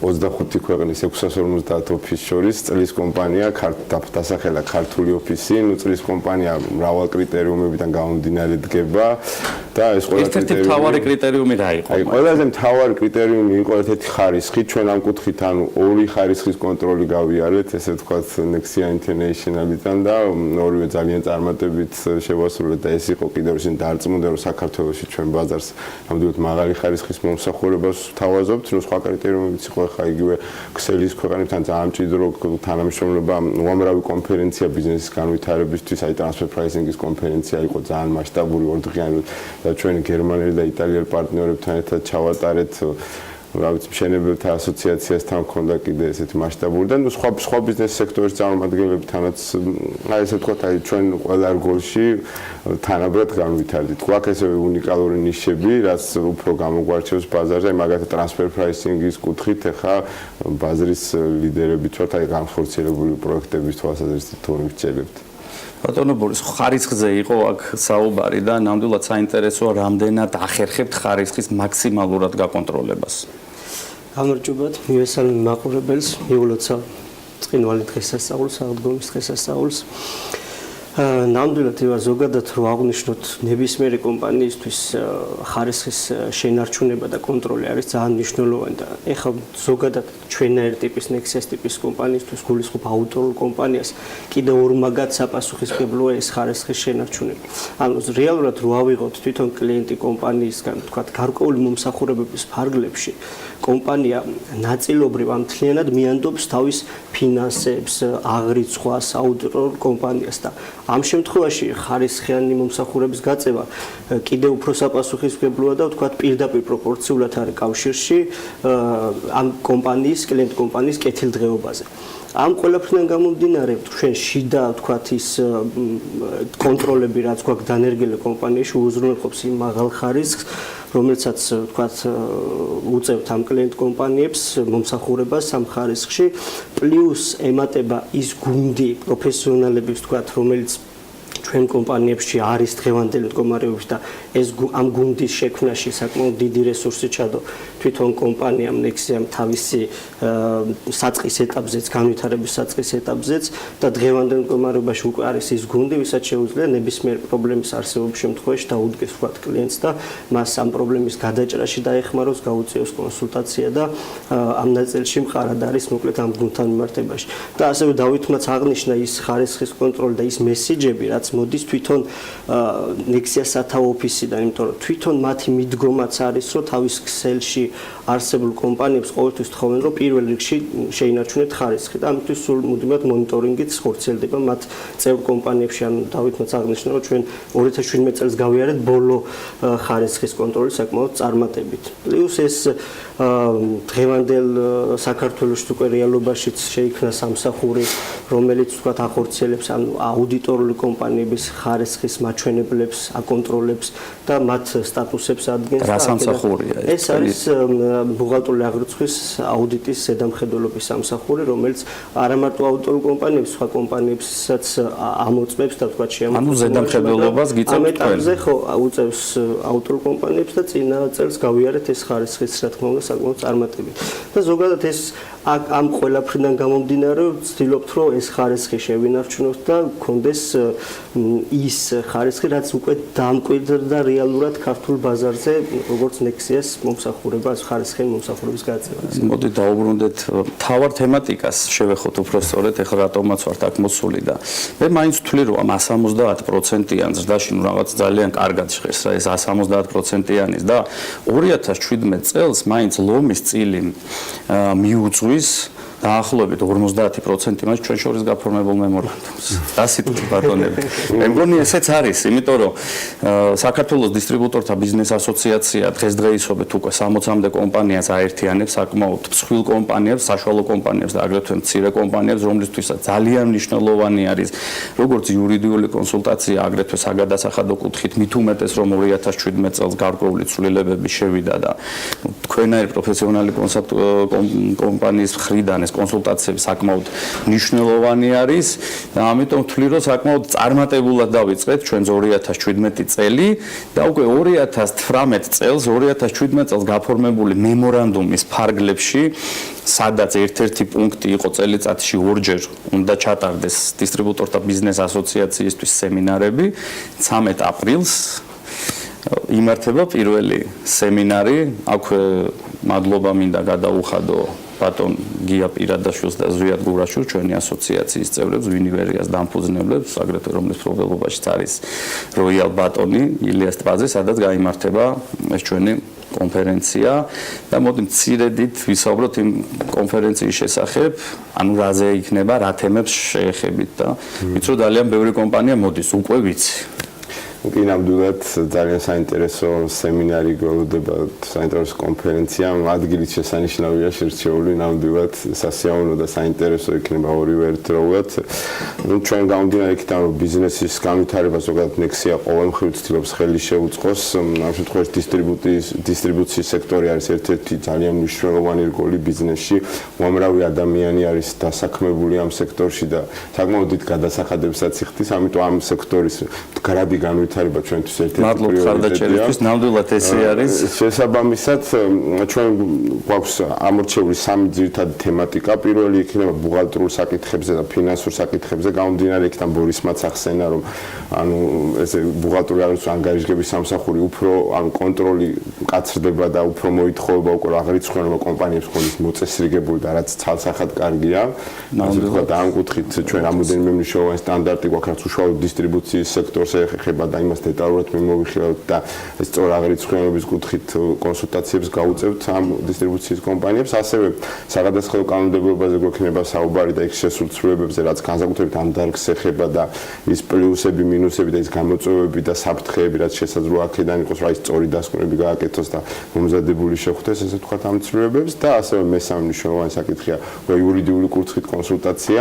როდესაც კომპანიები ხელშეკრულებას აფორმებენ, რომ რა პუნქტებს მიაქციონ ყურადღება, რა არის ფარული რისკები შეიძლება, რასაც ვერ ხედავდნენ, ესე ვთქვათ, და უკვე ჩვენ კონსულტაციის შედეგად დაინახონ და მე სწორი გადაწყვეტილებები მიიღონ და მიაქციონ იმ შესაბამის მუხლებს და შესაბამის პუნქტებს, სანამ კონტრაქტზე ხელს მოაწერენ, ან მოითხოვონ, ვთქვათ, იგივე ეს მომწოდებული იქნება თუ ვთქვათ, ვისაც რეალიზაციას ანხორციელებ იმ კომპანიებისგან, აი ამ კუთხით მათთვის ნორმალური პირობების შეთავაზება. კი, ნამდვილად ვიტყოდი, რომ ეგ ერთ-ერთი ყველაზე სერიოზული პრობლემა არის სადისტრიბუციო კომპანიებისთვის, როგორც ადგილობრივი ხელშეკრულებები, სადაც სამწუხაროდ არის გარკვეული პუნქტები, რომელიც სავალალო მდგომარეობაში ახდებს და ხშირ შემთხვევაში ყურადღებას დეტალურად არ ვაქცევთ ხოლმე და აგრეთვე საერთაშორისო კომპანიებთან გაფორმებული ხელშეკრულებებიც, რომელიც რიგ შემთხვევაში კვლავ იმის გამო, რომ სათანადო ყურადღება არ აქვს მიქცეული, კაბალურ ვითარებაში აგდებს ჩვენს ქართულ კომპანიებს და იმედი მაქვს, რომ ეს ყველა პრობლემა აღმოიფრხება.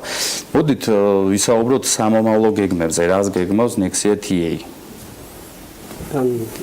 ზოგადად გეტყვით ან სამომავლო გეგმებთან მიმართებაში რეალურად რო ავიღოთ ან ჩვენ ანუ ის წელი 2017 წელი რაც შევაჯამეთ და დავასრულეთ ფაქტურად 2017 წელს გვქონდა უკვე გაწერილი წლევანდელი წელთან მიმართებაში თუ რას დავგეგმავდით და იყო ეგ სტრატეგიული გეგმები და მიზნები რო გადავხედოთ ეხა პირველ კვარტალს რაც უკვე დავასრულეთ ფაქტურად ის მიზნებს და გეგმებს მიყვებით და ფაქტურად შევასრულეთ მთლიანად და ჩვენი ზოგადად მოლოდინები არის რომ მომავალშიც იგივე ხაზით განვაგრძოთ ჩვენი პროცენტულად გავიზრდებით ისე თუ როგორ არის არა მარტო პროცენტულად სტრატეგიულ გეგმებში გაწერილია რომ ეს პროცენტულიც და იქნება მინიმუმ იმდენი რაც იყო წინა წელს და რა თქმა უნდა მაქსიმუმი უფრო მეტიც შევეცდებით ანუ პრინციპში ამ გეგმებზე ბევრი ვისაუბრეთ უბრალოდ გამოვყოფთ ეხა სტრატეგიულ გეგმებში რაც ისე კავშირში ამ 13 აპრილის შეხვედრასთან დაკავშირებით ვთქვათ Nexia-ს აკადემიის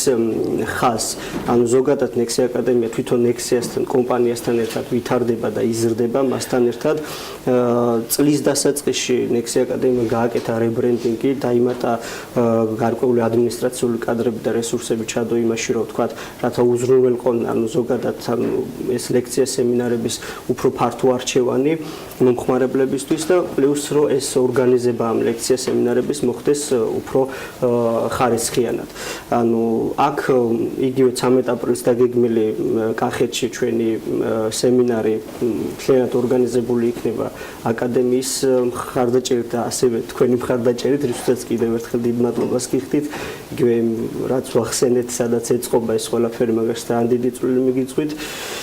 და ფაქტურად მსგავსი ტიპის შეხვედრები ჩვენ უკვე წინა თვეშიც გავაკეთეთ, აღნიშნავდი ასევე გერმანიის ასოციაციის ფარგლებში, სადაც მსგავსი ტიპის სემინარი გავაკეთეთ, ინფრასტრუქტურის მშენებელთა ასოციაციის ფარგლებში იყო ეს სემინარები, ძალიან დადებითი გამოხმაურება და მხარდაჭერა პოვა ამ სემინარებს და ფაქტურად ვფიქრობთ, რომ უკვე წლის მეორე ნახევარში იგივე ასოციაციებში და არა მარტო ამ ასოციაციებში სხვა ჯგუფებთანაც გავაკეთოთ იგივე მსგავსი ტიპის აქტივობები აქტივობები და გავაცნოთ ამ ბიზნესის წარმომადგენლებს მათთან მიმართებაში არსებული საკანონმდებლო ცვლილებები და ასევე სტანდარტებში შემავალი ცვლილებები, ბუღალტერული აღრიცხვის და ფინანსური ანგარიშების სტანდარტებს გულისხმობ და მაქსიმალურად ვცდილობთ, რომ ამ კუთხით ინფორმირება გავუწიოთ ამ ბიზნესის წარმომადგენლებს. ანუ თავარი დღევანდელი მდგომარეობის ფაქტურად აკადემიაში უკვე მიმდინარეობს რამდენიმე ხანგრძლივი გრძელვადიანი ლექციების და ასევე არის მოკლევადიანი კურსებიც, სადაც ასევე დასახულ სტრატეგიულ გეგმებს სწორად მიყვებით, რამე სხვა დაამატებდით. დავამატებ 2018 წელს ასევე ძალიან მნიშვნელოვანია და უკვე ამ კუთხით 17-იც ჰქონდა საკმაოდ მნიშვნელოვანი ზრდა, ანუ საკონსულტაციო მიმართულება, ეს ეხება როგორც ბიზნეს კონსულტაციებს, ასევე ბიზნეს შეფასება ქონების შეფასება, HR სტრუქტურირება, თქვა შიდა პროცესების გამართვა, რაც კომპანიებს ხენ დიდი მოთხოვნა, იმიტომ რომ აქ ეხა სხვადასხვა სფეროს წარმომადგენლებს აი ამ კუთხით რა პრობლემები და ჩვენ სწორი კონსულტირებით ეს პრობლემები უგვარდებათ, შესაბამისად მოთხოვნაც გვეზრდება. ამას სხვადასხვა საერთაშორისო პარტნიორები ძალიან გვეხმარებიან, ჩვენი მალტის ოფისი მთლიანად მთელ დაწყებული დიდი ბრიტანეთიდან დამთავრებული, თქვა ემირატებით დასრულებული, მთლიანად ჩვენ ლექსიაში ამ კუთხით სპეციალიზებული და მარტი პარტნიორები ჩვენ არაერთი პროექტი გავაკეთეთ საქართველოში. მნიშვნელოვანი იქნება ასევე არსებული მიმართულების განვითარება, რაც იგივე საგადასახადო მიმართულება, აუდიტი და საბუღალტერო მიმართულება სტაბილურად ვითარდება და აგრძელებს, თქვა ესეთი მაღალი შედეგების ჩვენებას და იურიდიული მიმართულებაც, რა თქმა უნდა, აქტუალურობიდან გამომდინარე ძალიან მნიშვნელოვანია. მოდით ერთს კითხავთ, დღესდღეობით რამდენ კომპანიას ემსახურებით? დაახლოებით 300-ზე მეტ კომპანიას, 300-ზე მეტი ესეთი პარტნიორი ყავს, რაც ძალიან გვეყარება, მათ შორის თქვენი ასოციაციის წევრებიც რაოდენობით ძალიან წარმოუდგენელი და გაიზრდება და ძალიან შტამბი ციფრი არის და გისურვებდით, რომ წელს ყოფილიყოს მინიმუმ 200%-იანი ზრდა და არა 70-იანი როგორც 2017 კომპანიას ბატონობა, ანუ დაგეგმილი გვაქვს, რომ ისევ საქართველოში რაც ესეთი არასდროს მომხდარა, რომ ორივეჯერ ეს თასი ერთ და იგივე ქვეყანას აეღო და ჩვენ ძალიან მომდომებული ვართ. იმედოვნებთ და პარტნიორობით ხარდაჭერა ჩვენი ყოველთვის იქნება, იმიტომ რომ ჩვენი პარტნიორი კომპანია ხართ და ამიტომ ჩვენი მხრიდან ყოველთვის იქნება ხარდაჭერა, რა თქმა უნდა.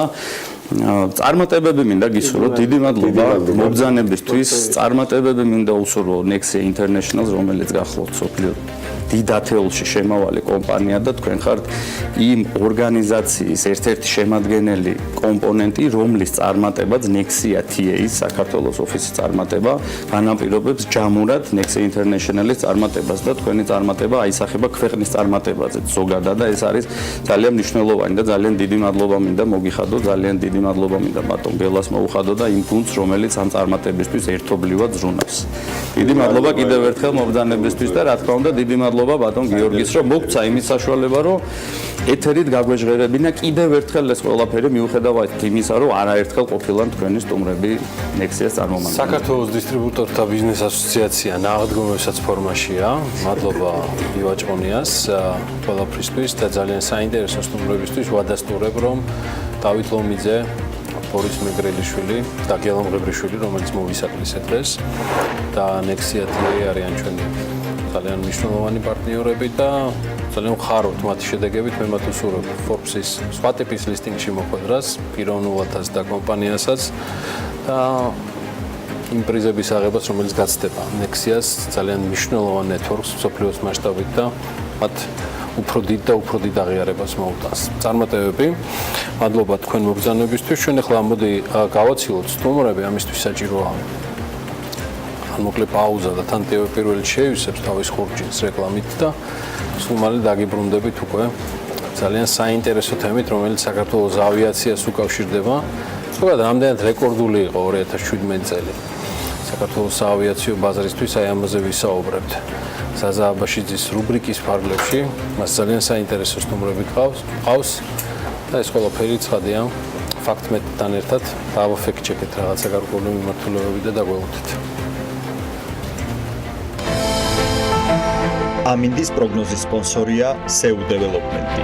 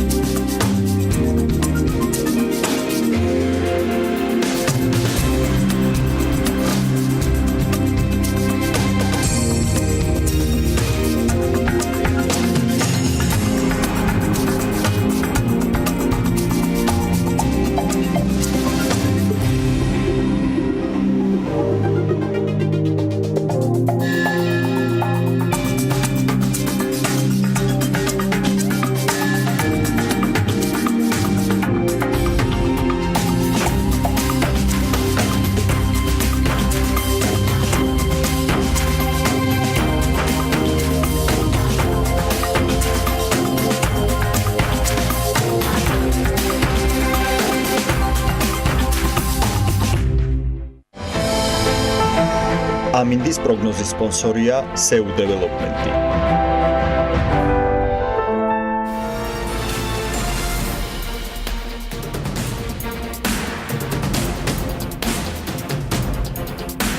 რამდენად რეკორდული იყო 2017 წელი საქართველოს საავიაციო ბაზრისთვის, როგორია რეალური სტატისტიკა და მონაცემები. ამაზე ვრცელი ანალიზი ფაქტ-ჩეკმა გამოაქვეყნა და სწორედ ამ მონაცემებზე დაყრდნობით ახლა მარიამ ადამიანში აჯამებს გასული წლის მგზავრთნაკადის რაოდენობას და პარალელურად ეკონომიკის სამინისტროს ხელმძღვანელის განცხადებასაც გადაამოწმებს, რომელიც ამტკიცებს, რომ წელი რეკორდული იყო. მარიამ კიდევ ერთხელ დილამშვიდობისა. კიდევ ერთხელ დილამშვიდობისა. ანა, გასული წელი საავიაციო ბაზრისთვის რეკორდული იყო და საქართველოს ყველა აეროპორტში მგზავრების რიცხვის ჯამურმა ზრდამ 46% შეადგინა.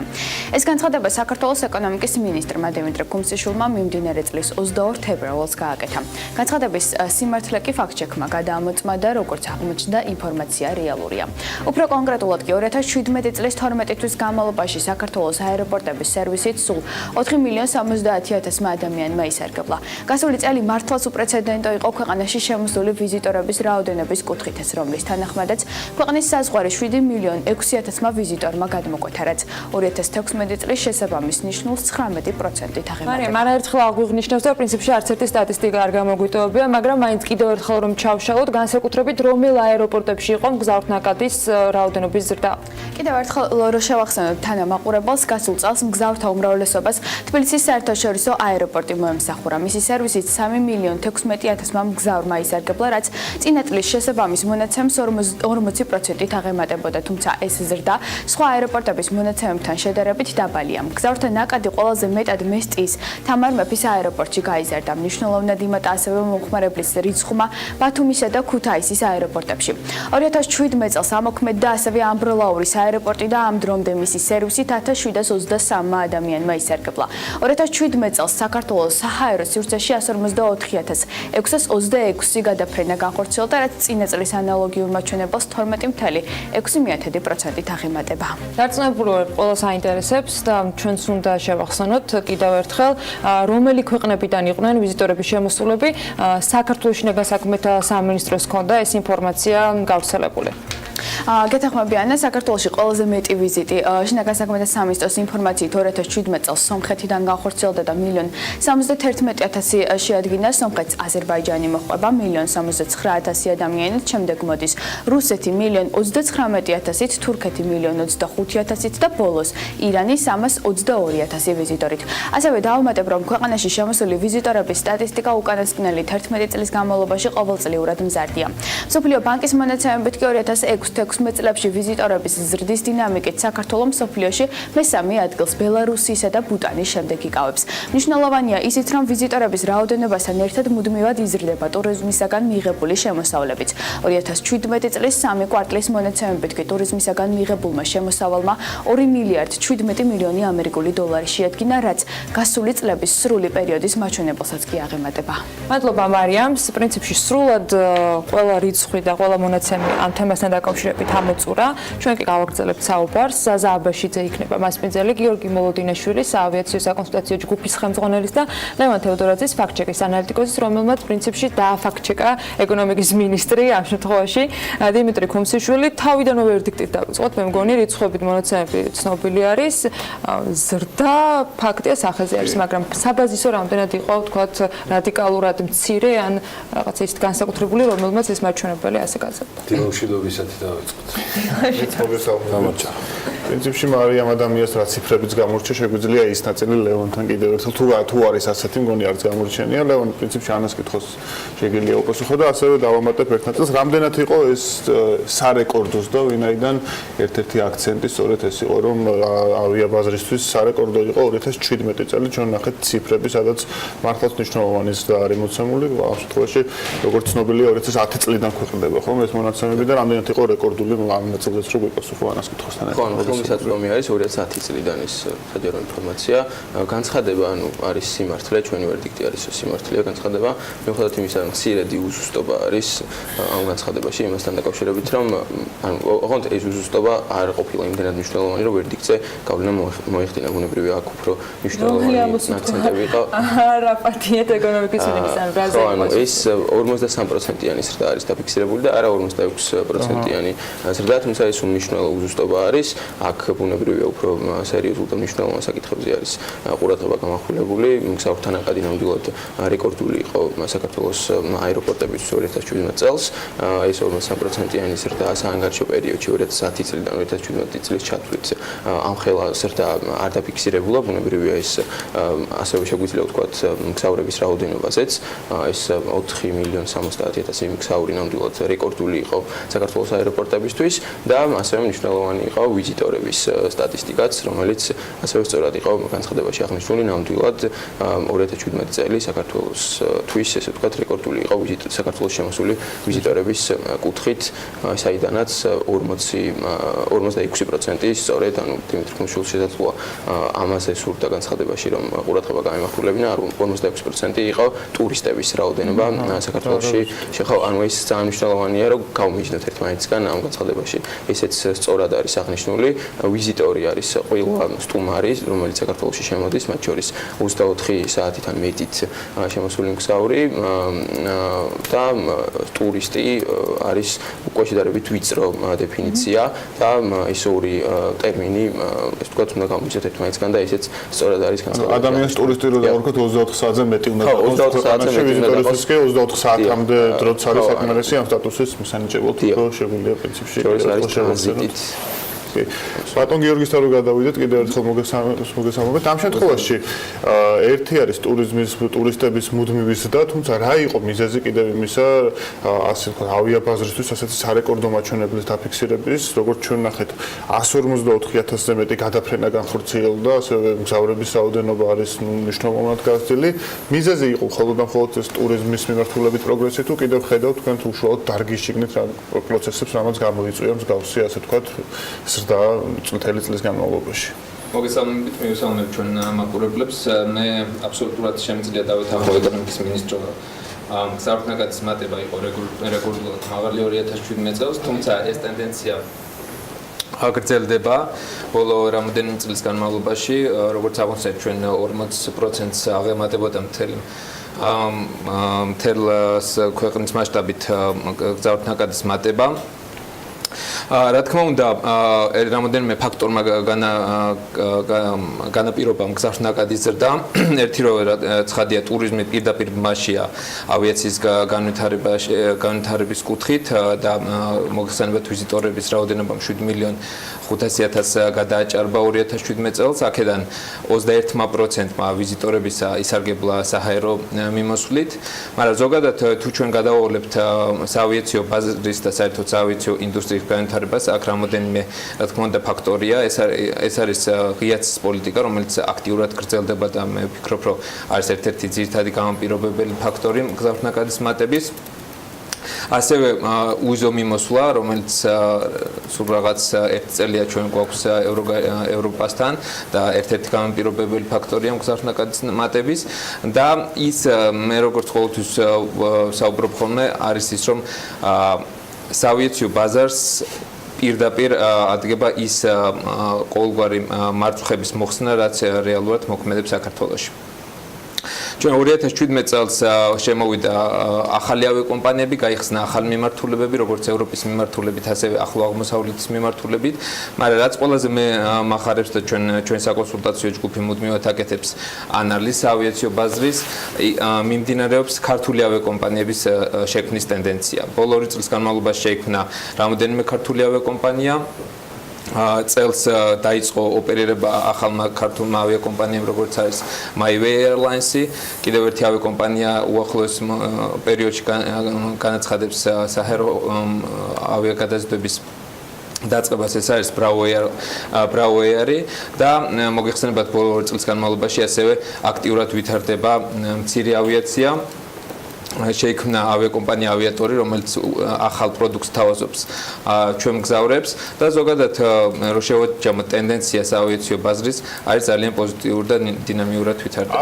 ამ ნაწილში კიდევ ერთი კითხვა იქნება, მაგრამ რომ გადავაბოთ, აეროპორტების ზრდის პროცენტული მაჩვენებელი ვნახავთ, თუ ხედავთ რაიმე ლოგიკურ განსაზღვრებას, რატომ გაიზარდა მაგალითისთვის იგივე მესტიის აეროპორტი მნიშვნელოვნად თითქმის 70%-ზე მაღალი ზრდა იყო.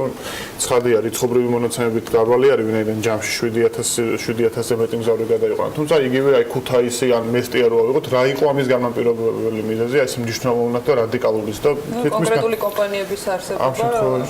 კი, კონკრეტულად თუ ჩვენ ვისაუბრებთ მესტიის აეროპორტზე, რა თქმა უნდა, მესტიის აეროპორტის მგზავრთა გადაწყვეტილება განაპირობა ტურიზმის განვითარებამ საქართველოში, როგორც აღნიშნე 7 მილიონი ნახევარი ვიზიტორი შემოვიდა, აქ ლაპარაკი უცხოელი ქვეყნის მოქალაქეზე და ერთ-ერთი ძირითადი ფაქტორი მესტიის აეროპორტში მგზავრთა გადაწყვეტილების, რა თქმა უნდა, არის ტურიზმის განვითარება. ბატონები, შორს ვარ იმ შიშისგან, რომ ვერ გავუმკლავდებით ამ ინფრასტრუქტურით, რომელიც დღეს გვაქვს, კიდევ უფრო მეტად რომ გაიზარდოს მგზავრთა გადაწყვეტილების რაოდენობა, მაგრამ მაინც რამდენად არის ინფრასტრუქტურა ამ ზრდის პარალელურად ასევე მზარდი და დახვეწადი იმ ფაქტორებიდან გამომდინარე, რომელსაც დღეს ანუ თბილისის აეროპორტში არის ცვლილებები, რაღაცა გაფართოება მოხდა ბოლო ერთ წლის განმავლობაში, ახალი ტერმინალები გვაქვს. სხვა დანარჩენი მიმართულებით და თუნდაც ეს არსებული ინფრასტრუქტურა რამდენად ეყოფა იმ ტემპებს, რომელიც დღეს კარგი იქნება თუ შევინარჩუნოთ. იმის გათვალისწინებით, რომ მე ძალიან კარგად ვიცნობ ამ საკითხს, მე შემიძლია დაგარწმუნოთ, რომ ჩვენ არ გვაქვს შეშიც საფუძველი იმ კუთხით, რომ ჩვენ ინფრასტრუქტურა ვერ მოემსახურება იმ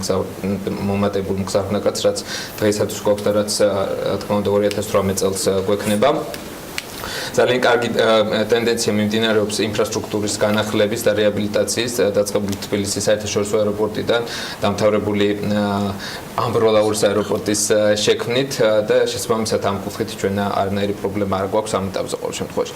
მე უფრო გავამახვილებდი სხვა გამოწვევას ყურადღებას, რაც ჩემი აზრით არის უფრო დიდი, ასე ვთქვათ, პრობლემა ავიაციო ინდუსტრიისთვის, ვიდრე ჩვენ გონია და ჩვენ მივიჩნევთ ამ შემთხვევაში ინფრასტრუქტურას, ეს არის ახალი ადამიანური რესურსების შექმნა.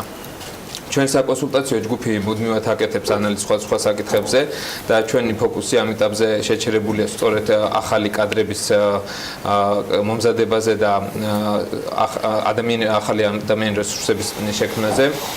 მე ვფიქრობ, რომ საქართველოში აუცილებლად უახლოეს პერიოდში უნდა ჩამოყალიბდეს სასწავლო დაწესებულება, რა თქმა უნდა, მე ხაზს მინდა გავუსვარო ის ავიაციო უნივერსიტეტი, რომელიც საქართველოში არსებობს, ძალიან კარგ საქმეს აკეთებს და იმ შესაძლებლობების ფარგლებში, რაც მას გააჩნია გარკვეული დონემდე, რა თქმა უნდა, ამზადებს ახალ კადრებს როგორც ავიაკომპანიისთვის, ასევე აეროპორტებისთვის, თუმცა მე ვფიქრობ, რომ ჩვენ აუცილებლად უნდა გქონდეს ახალი სასწავლო დაწესებულებები, რომელიც მოამზადებს უფრო ფართო პროფილის სპეციალისტებს.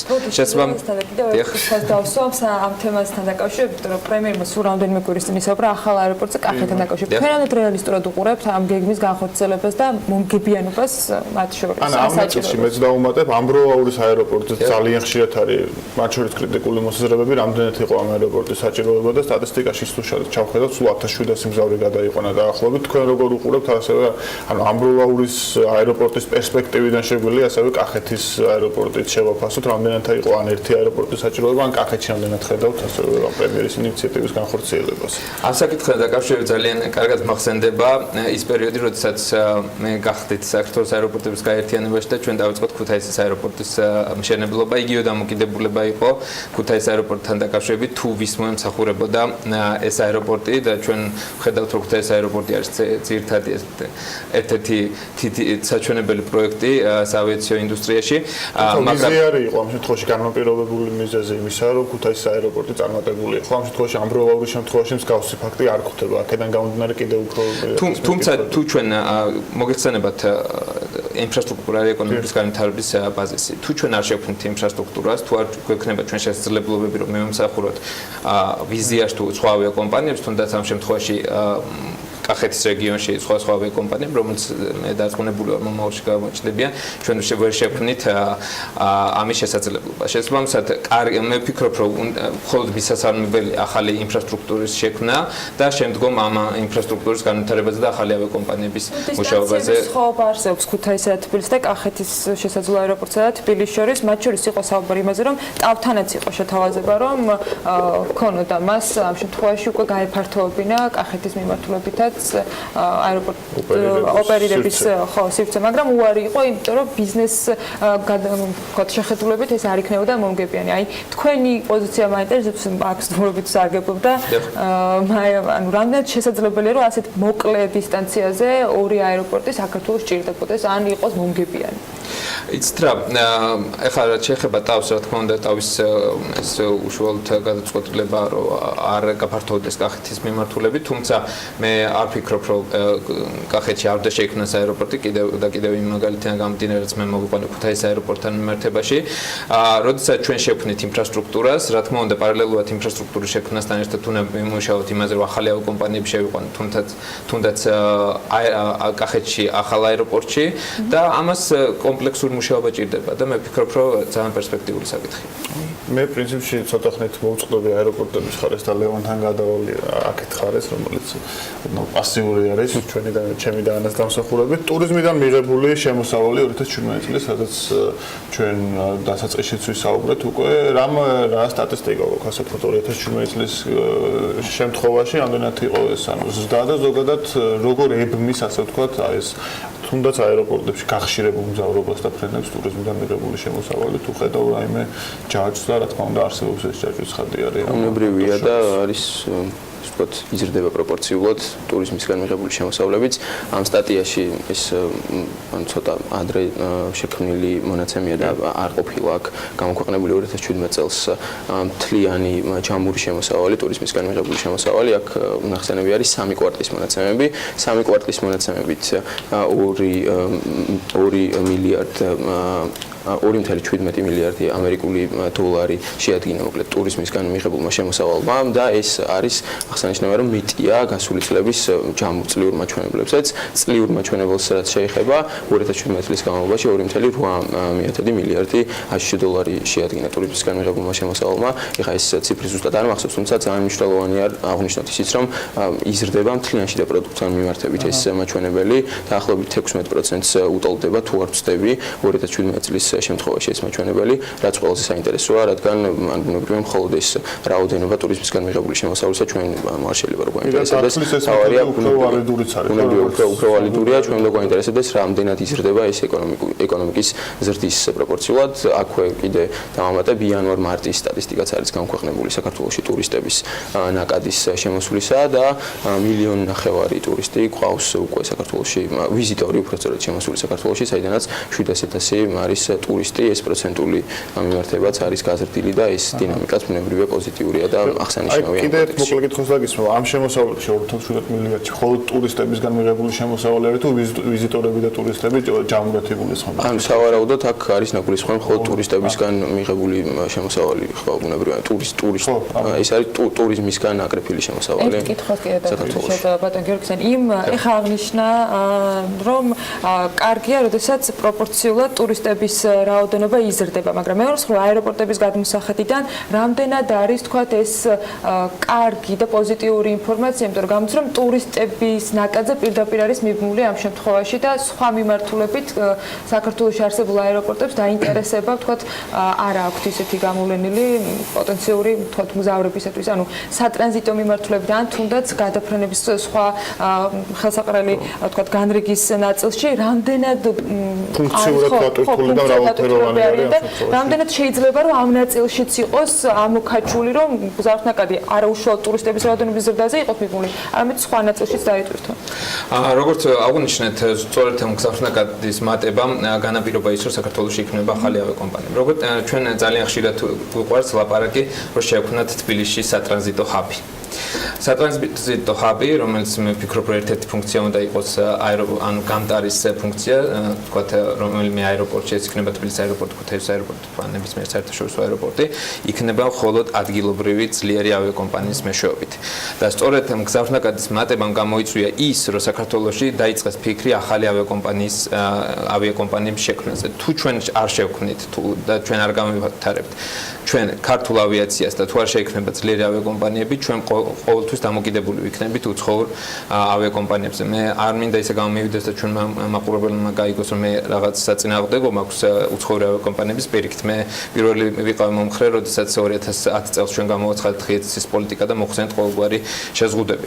თუმცა ის შეკითხვა, რაც თქვენ დამისვით, დიახ, ეს იქნება შესაძლებელი და რა თქმა უნდა აეროპორტისთვის, ნებისმიერ აეროპორტისთვის ეს იქნება ტრანზიტული მგზავრი თუ point to point, როგორც ვიძახით ეს მგზავრი, არის უფრო მეტი შემოსავალი, მაგრამ ამას ვერ გააკეთებს აეროპორტი. ეს უნდა გააკეთოს ავიაკომპანიებმა და შექმნან ახალი მგზავრთნაკადი. ჩემი კიდევ ერთი კითხვა იქნება ამ შემთხვევაში საკანონმდებლო ნაწილთან მიმართებაში, რამდენად ასე ვთქვათ, კანონმდებლობაში თუ არის ამ ბარიერები ან ხარვეზები, ავიაციის სფეროში ცნობილი არის, ამ შემთხვევაში ამერიკის შეერთებული შტატების მაგალითი შეგვიძლია მოვიყენოთ, დერეგულაცია რამდენად მნიშვნელოვანი არის და ბაზრის გახსნა თუნდაც შეერთებულ შტატებში 18 წელს კარტერმა, როდესაც გამოუშვეს დერეგულაციის აქტი, ბილეთის ფასმაც მნიშვნელოვნად დაიკლო და განვითარება ამან გამოიწვია. საქართველოში თუ არის ეს პრობლემა და კიდევ მეტად ხوار უნდა გაიხსნას ბაზარი ან ამ მიმართულებით აი მე პერსპექტივებს ან ხარო გადაიხსნას, კი არა გადაიხსნას. მე ძალიან მიხარია, რომ საქართველოში არსებობს არანაირი რეგულაცია ავიაციის კუთხით, გარდა უსაფრთხოების ბაზაზე ზედამხედველობისა. როგორც აღნიშნე 2010 წლიდან ჩვენ გვაქვს ღიაცის პოლიტიკა, რაც გულისხმობს, რომ განსაკუთრებით 28 წევრი ევროკავშირის 28 წევრი სახელმწიფოს